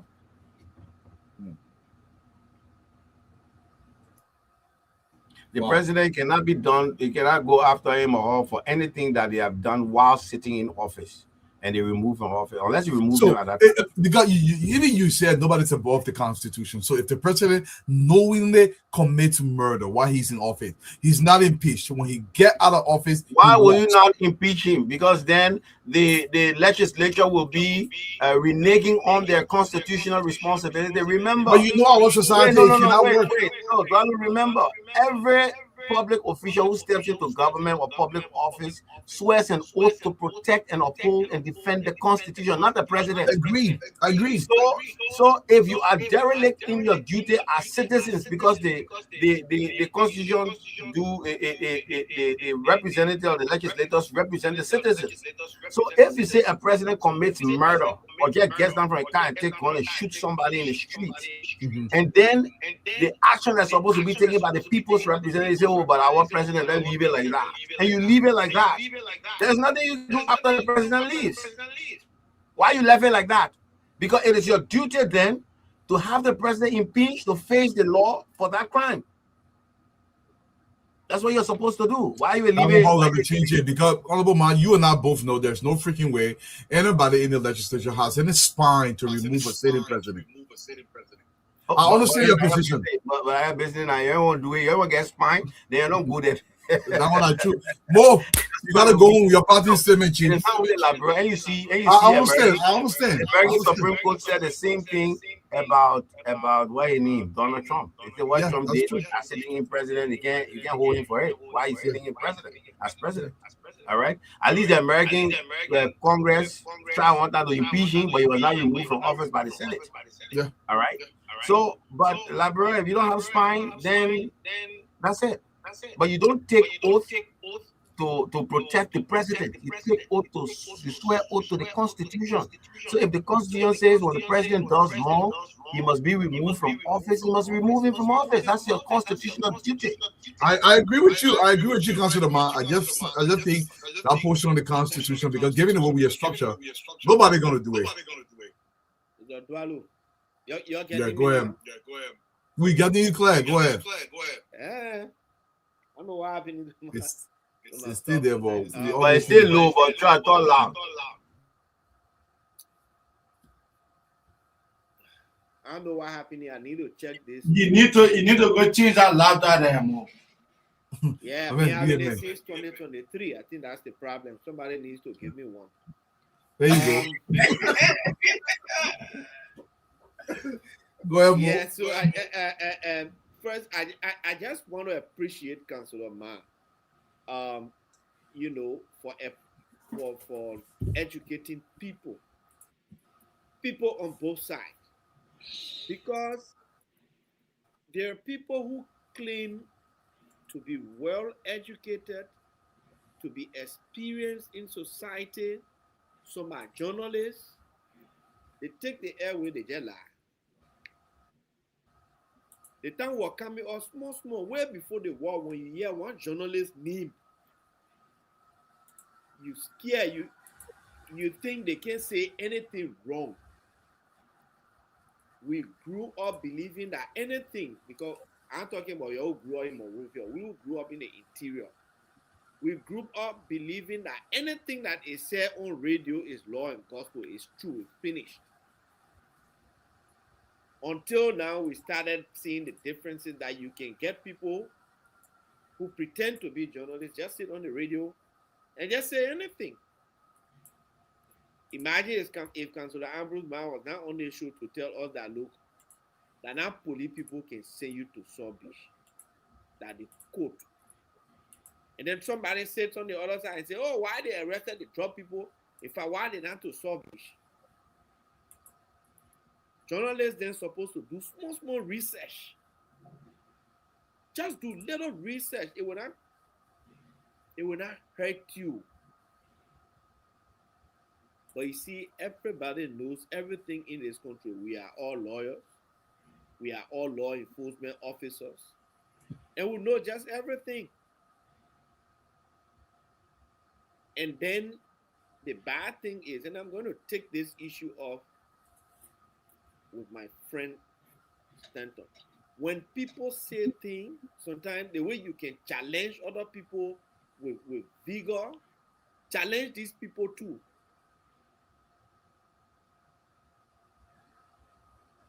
We can't just be lying whole day, every day, because the same man sat down, he said they need it, get when you call it need it, government will collapse. Few minutes later, out of excitement, the all careful asking, he say, I say government, I say at least the security sector. I love Moani. That's kind of I would not be surprised if Mel was here that someone in me had it, like Johnny didn't need had, but he probably said that. Yeah. That's after the fact. People were fishing around, they hunting around for news all over the place. You fishing all over the place for news. That you the one who get names that's supposed to bring government and they go keep it. Shit. You lying on people. You try to implicate the vice president simply because the vice president entertain people. People go to visit him. Everybody who goes to the vice president, the speaker, the protest, they want to take pictures because those pictures are historical for them. They want to keep it. You want to show it to your children, your grandchildren to say, you see, I want to see the vice president. And when you see that kind of picture, then you jump up, you say, yeah, because the vice president took picture with this man, and the man is allegedly involved in drug trafficking, therefore the vice president will come and answer questions. More, let me say something. I'm surprised that you are demanding the truth. But what is being said on our platform is 100% consistent with what is written in the newspaper that gentleman owns. Very consistent. The intention has never been about the truth to make the government look good. It has always been about saying something that leaves a lot of doubt in people's mind, and at the end of the day, probably begin to have people that follow them to question whatever the government is doing.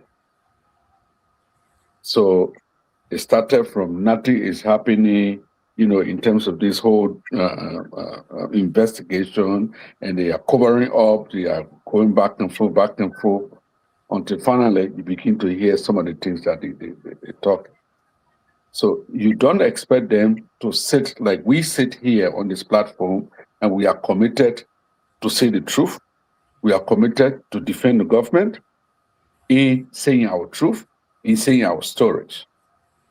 So that is their work. And the president himself said it. What do you expect people that oppose me to say? I just wanted to make to bring that in. Thank you. Thank you, my brother Blair. Your parting statement for the night. It's been a beautiful show.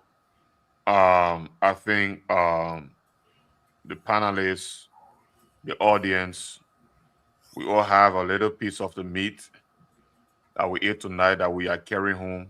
We at least to feed on for the night. And many thanks and appreciation to Councilor Nine for providing those insights, both legal insights to the general public. Today, I think you Liberia as a whole and the diaspora community saw you as the man of the day, because what you said last night, it opened the eyes of so many people with respect to case law. Some people doing understand what is case law. Okay, precedents and opinions coming from the full bench of the Supreme Court or the justice in chambers. And I like for people to bring the beast out in me, and that's what you did last night. And I want for many panelists on this show to be able to do that, be forceful, bring out the beast in me, because it's the way I'm able to amplify this particular platform. That post has gone about 46,000 views. But tomorrow morning, 9 o'clock, I wanted to be around almost 60,000 views, over 400 and more shares. That is what we are here to do. We must continue to remain forceful in projecting the government image and the government platform, but at the same time, not relenting to reject what is not the government's image that will be projected out there by the pay media. It was a beautiful platform tonight, and I want to appreciate everybody.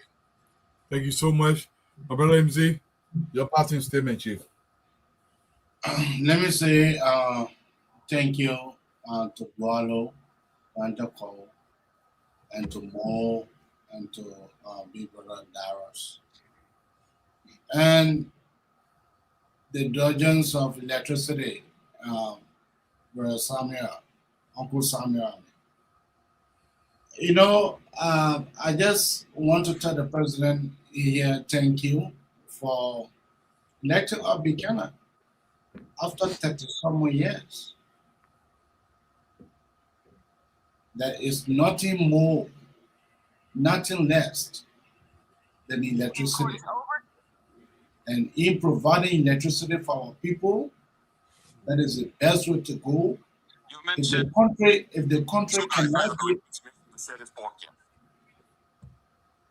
the country cannot be able to remember you for any other things, but the people of Buchanan City will remember you for you bringing electricity to them after 30-some years.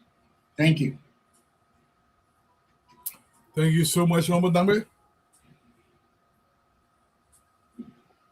There's a mixture of things happening.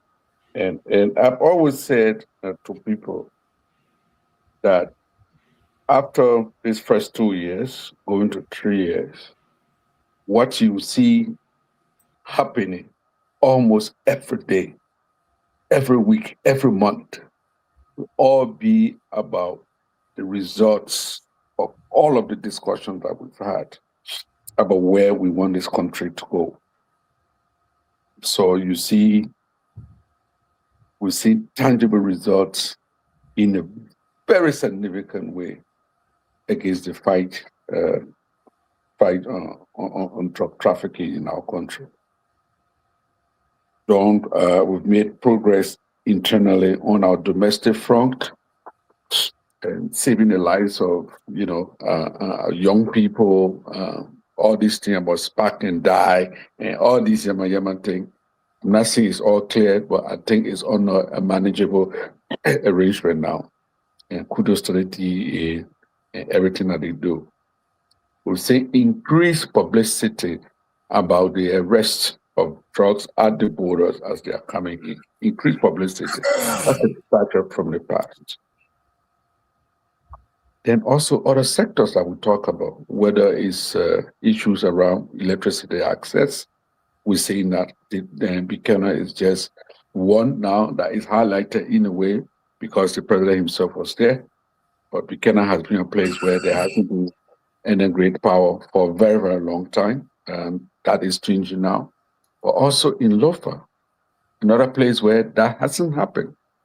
So equally as it's been happening in Buchanan, it's also happening at that front. On the road construction and road access and all of that, different levels. The revenue is performing, different thing now. Security is improved. So it will be better in the next 6 months. It will be better in the next 6 months, additional 6 months. So I just want to appreciate everybody, that have had some patience, those that are on the field themselves, like us sitting on this platform and making sure that our people have the alternative funds. And we have to credit ourselves for this. We have to credit ourselves for this. This platform is making leeways. People listen. And if we are continue to have professionals like Paul and Councilor Ma, and the rest of us based on what we know, people listen. Yeah. People listen, and we should not overlook this thing. And that's why, for me, I think we need to double our efforts, regardless of what we are doing, to at least come and share based on what we know. And I want to challenge us as members of this platform. You see, the bulk of you here are people in the diaspora. That shouldn't happen. It should not be the case. Because you will not know a lot of the stuff that we on the ground know. And I just want to encourage my colleagues that what we've committed to is really, really important in balancing the information. And these can be very simple things. Here we are. Someone says that the police has the authority to take people to jail and commit them to post-stacking.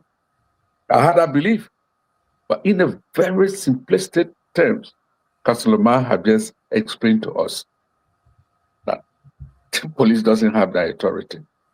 Yeah, but I've said this on this show many times, even way before. The police got no power. I agree. The difference here is, Mr. Dwale, you're now a lawyer.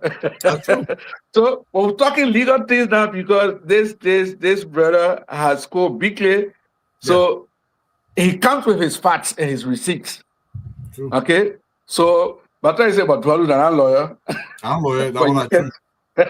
You can't say that. So I want to say thank you.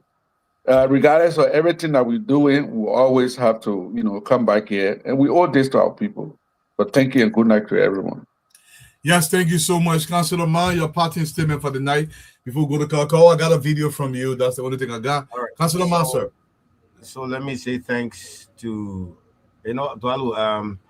I mean, just for you, if you want to research, check Article 61 and 62 of our Constitution. It will tell you what I talk about the immunity of the president, just as I explained to you. Let me say thanks to all of our people who take their time to listen and to watch and to learn. And again, we say we don't know it all, but we always do our best to try to enlighten our people. And believe you me, if there's something that I don't know, I'm not sure about, I will tell you that I will have to research or check it out on another time. But let me end with this. It amazes me when I read many of the comments here. Some of the comments here, not many, says some, and many on the social media that says, the drug bust in Liberia is a problem for Liberia. Yeah. People say it is a problem for Liberia. It is disgrace for Liberia. I don't get it. I'm not opening a new lecture, but I just don't get it. How can the drug bust be a disgrace for Liberia? People are perpetrating criminal activities in the dark. You catch them, then you say that disgrace. Why you catch them? That disgrace.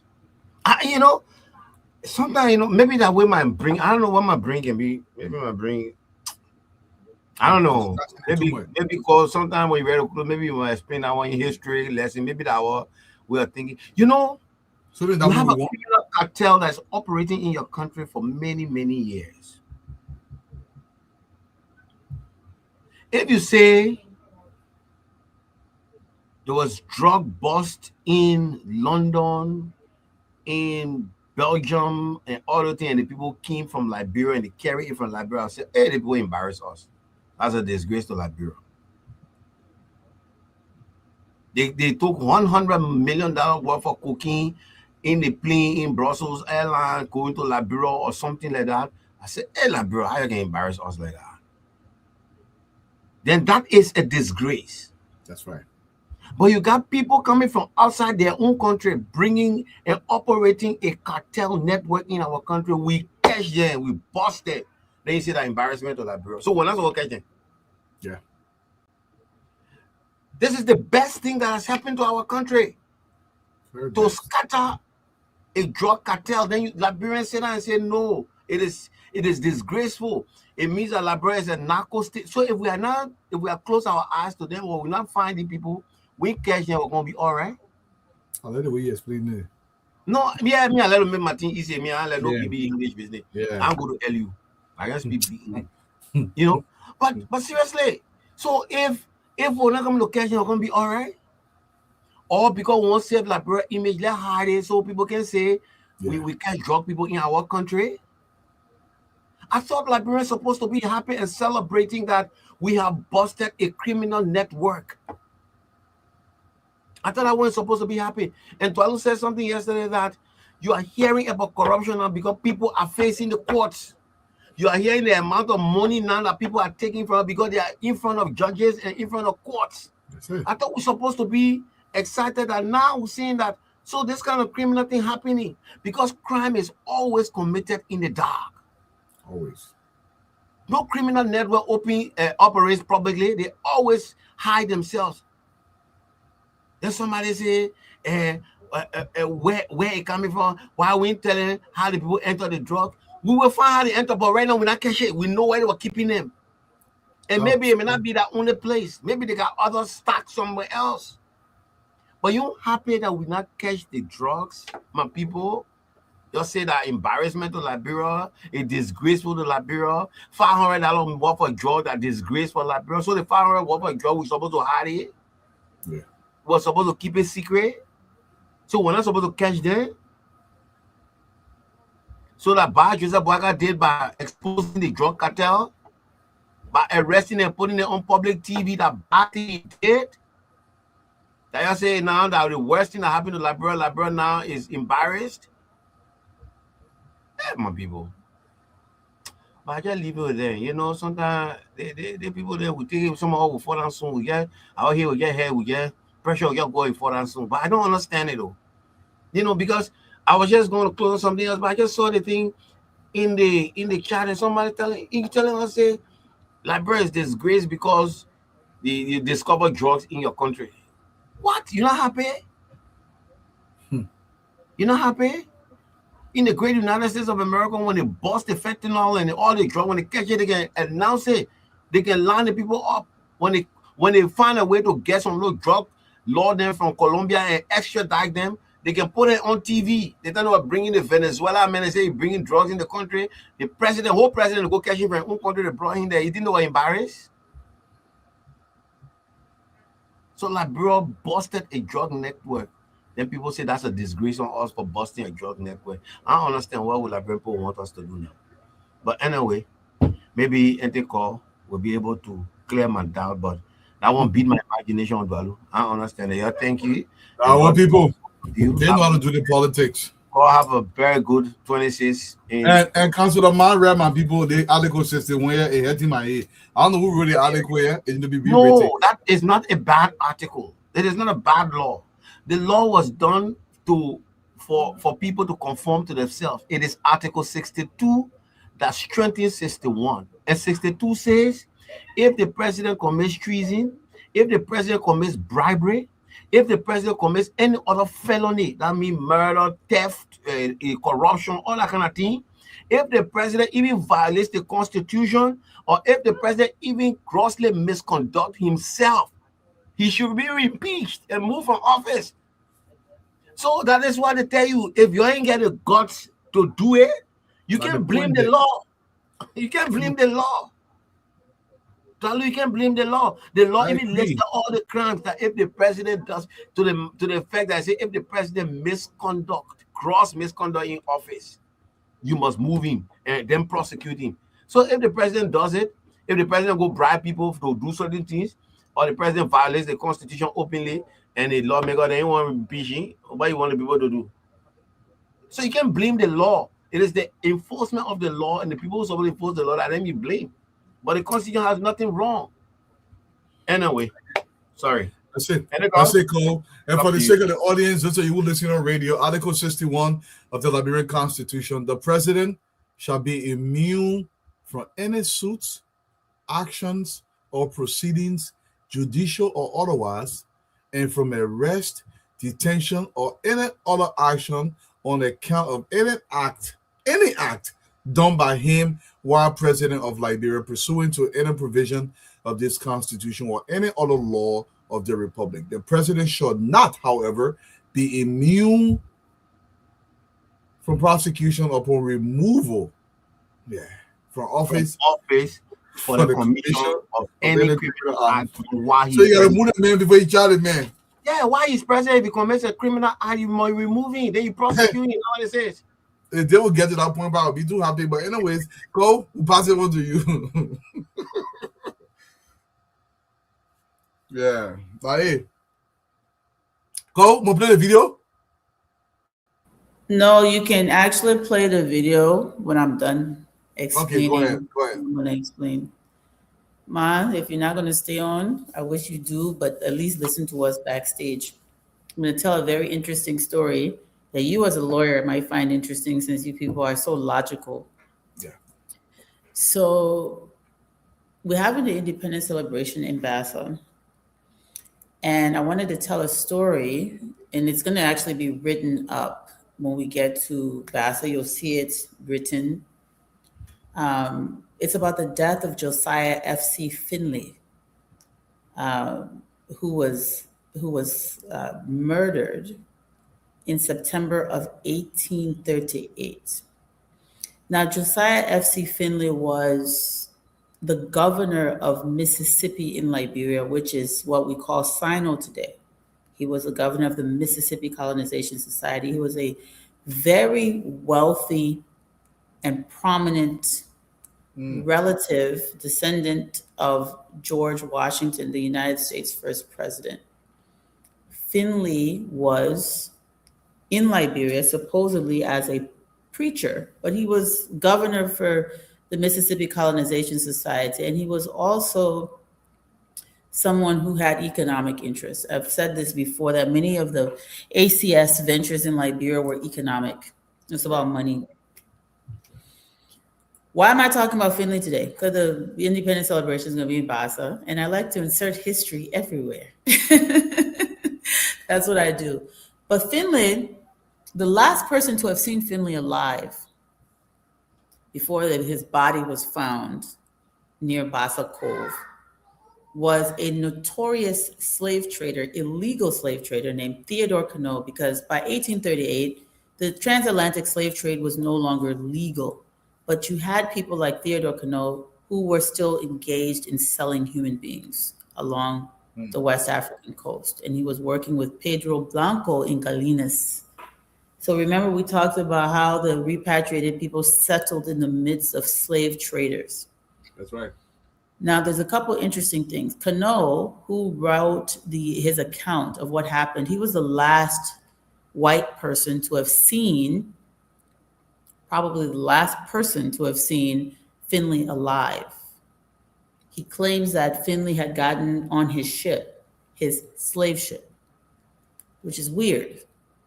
And Ambrose, I hope you're listening, because you have a person, the last person to see him alive is a slave trader. He's a governor from Mississippi in Africa, which is present-day Sino. Why would he be fraternizing with a slave trader and get on board his vessel? What would be the reason?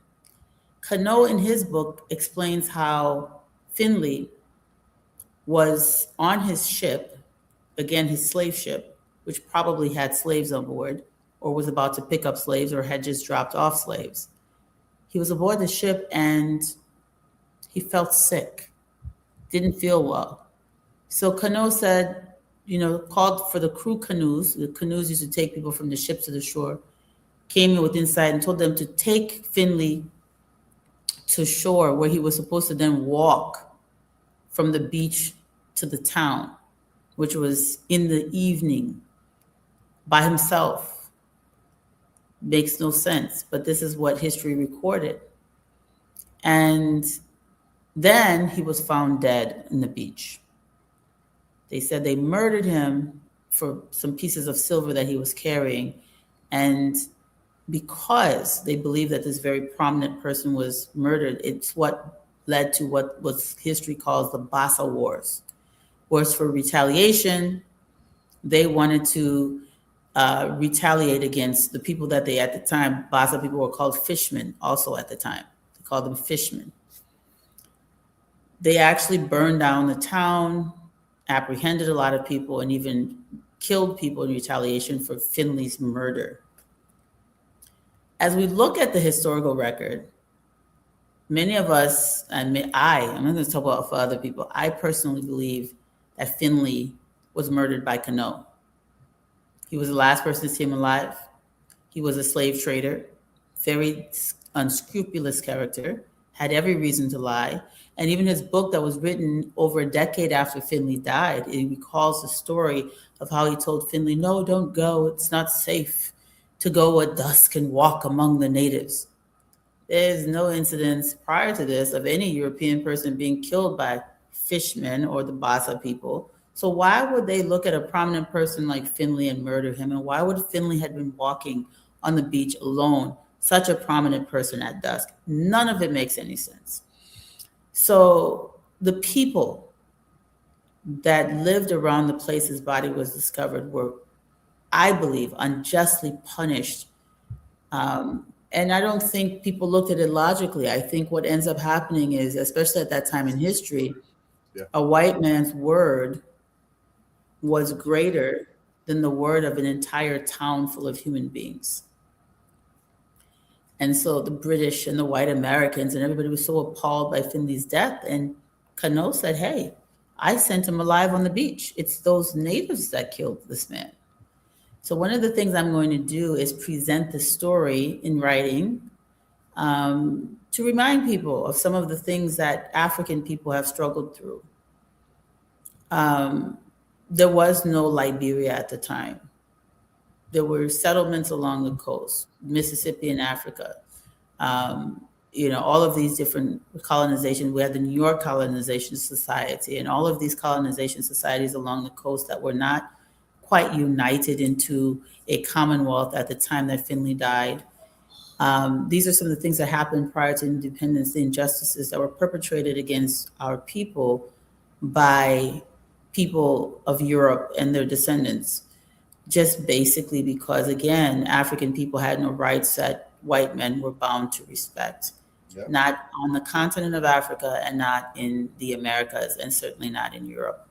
But I wanted to share that story to just say this is one of many things that will be displayed. We are going to focus on three things. We're going to focus on Grand Bassa because that is the location of the independence celebration this year. We're also going to, because it's Liberia's independence, so we're going to talk about Liberia generally. But the other thing is the Firestone 100th anniversary of the Firestone contracts, and also 100th anniversary of the Harvard medical expedition to Liberia, which produced so much wonderful footage, film and still footage, much of which will be displayed, along with rare photos from 7 other, so a total of 8 archives and libraries. And I want to also shout out Emmanuel Yuri Yakpawulo, because the Harvard medical expedition footage, when he was a postgraduate student at the University of Wisconsin in Madison, he was a part of the team that helped to retrieve these records from the Harvard archives and be able to transfer them to the University of Wisconsin for keeping. I just wanted to shout him out because that's something he worked on as well. So it's going to be great in Bassa. I'm excited. And I will see you all, for those of you who will be there on Sunday and Monday. I'll be there those 2 days. I unfortunately won't be able to make it there tomorrow and Saturday, but I'll be there especially for the exhibition on Saturday and Sunday. Thank you so much. I'm sorry, Sunday and Monday. And let's watch the video. I mean, actually, the short video, I think, on the highway there in Bassa. So this morning when we're going, I was there filming and doing my little thing, and I like ordinary people. When you see the displays on Monday, you're going to realize that many of the pictures I selected for the gallery display are just ordinary people. There are some prominent Liberians, but many of these people that will be displayed, as I showed you yesterday, are like the boy with the wheel and the stick. I tried to find pictures of ordinary people. So we'll all be able to see ourselves in the photos.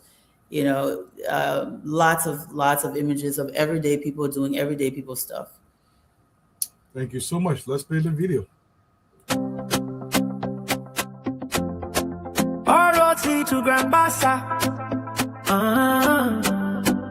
Hey. Hey. Our sovereignty day. Our African resistance day. Our Lone Star of Freedom day. The road is calling. The ocean is calling. History is calling. All roads lead to Grand Bassa. Come swallow down, boy. Come taste the flavors of home.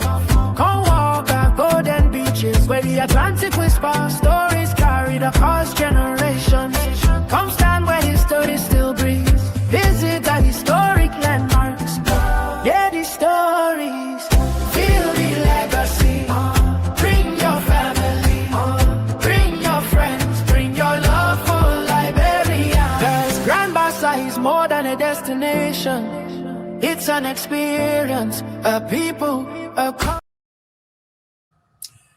Yes, more than experience. Thank you so much, Cole. And to the audience, the radio stations, man, y'all, thank you plenty. But yeah, remember when we began today that we got responsibility to this country. We know corruption is going to fight back. It will poke you back. It will kick. It will scream. It will call itself wishon. It will do whatever it can to discourage you from attacking it, because corruption wants to continue on that path. Now, we as citizens of Liberia don't have a responsibility to counter corruption and say, no, we are sick and tired of burying our children, our wives in childbirth, making sure about 60% of the young girls in the country will drop out of school before 16 years old. It is a detriment to us all. That's how dangerous it is. When a politician is out there yelling about, oh, that wishon, even though they're going through the court, you cannot be going through the court easily and be wish hunted. The courts are there to be a neutral body. Everybody going before the court is a great thing in Liberia, but we cannot stop. And I believe Councilor Mann began this conversation that when the government is pursuing drugs in our country, this is a good thing. The government will be running beyond drug. The government will be running beyond babatin and what making Liberia bar. When the government doing that is an actually good thing. Anybody who claims that the removal of drugs from Liberia is a bad thing, I can guarantee you they have some affiliation with the very drugs that want to stay in Liberia. Nobody will want drugs to stay in our country. And I said before, we didn't get money to fight drugs. America got an almost $30 trillion economy. They struggle to fight drugs. Imagine a small country, if it becomes infested with a cartel kind of operation, we cannot fight them so easily. So we got to nip it in the butt in the beginning. Because if we do that, it makes it much, much easier. Again, we'll continue to challenge you guys. Say no to any form of corruption. Remember, every time you do something, you are making not just yourself shame, but your whole family shame. So you got to weigh everything you do, especially if you're in government. Your children, imagine me explaining to my two boys and my daughter, Daddy, what happened? I said, I began a store. Well, Daddy, everything you've been teaching you, then you go do it. So you got to weigh that. You got to weigh that heavily. I mean, what for you is for you. Like I said, if you're in Liberia, Liberia is so green. You can do other things on the side to make some money. I only take what belongs to you because we got to do right by Liberia. Holding a privileged position in the country, it is a place for you to do something positive for the country, not to take the air out of the balloon of Liberia.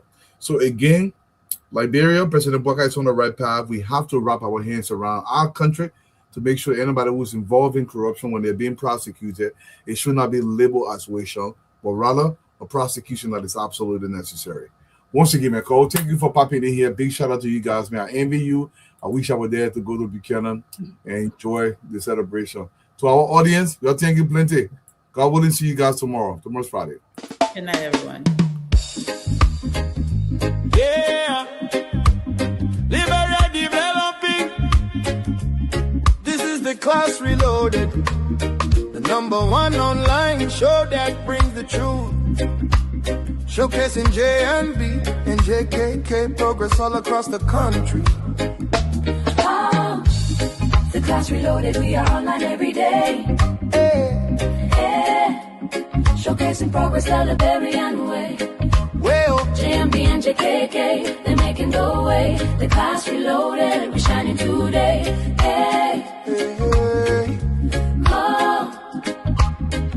From Monrovia City to the other counties, development talk shake the country. We talk the truth, we don't lie. The rescue mission making people smile. Roads getting better, schools better, electricity stable, no more hoping. We see the change, we see the light. Unity party doing things right. Who talk the facts? The Class Reloaded. Who bring the vibe? The Class Reloaded. Support development. The Class Reloaded. Who better arise again? Oh yes we can. Who talk the facts? The Class Reloaded. Who bring the vibe? The Class Reloaded. Support development. The Class Reloaded. Who better arise again? Oh yes we can. The Class Reloaded, we are online every day.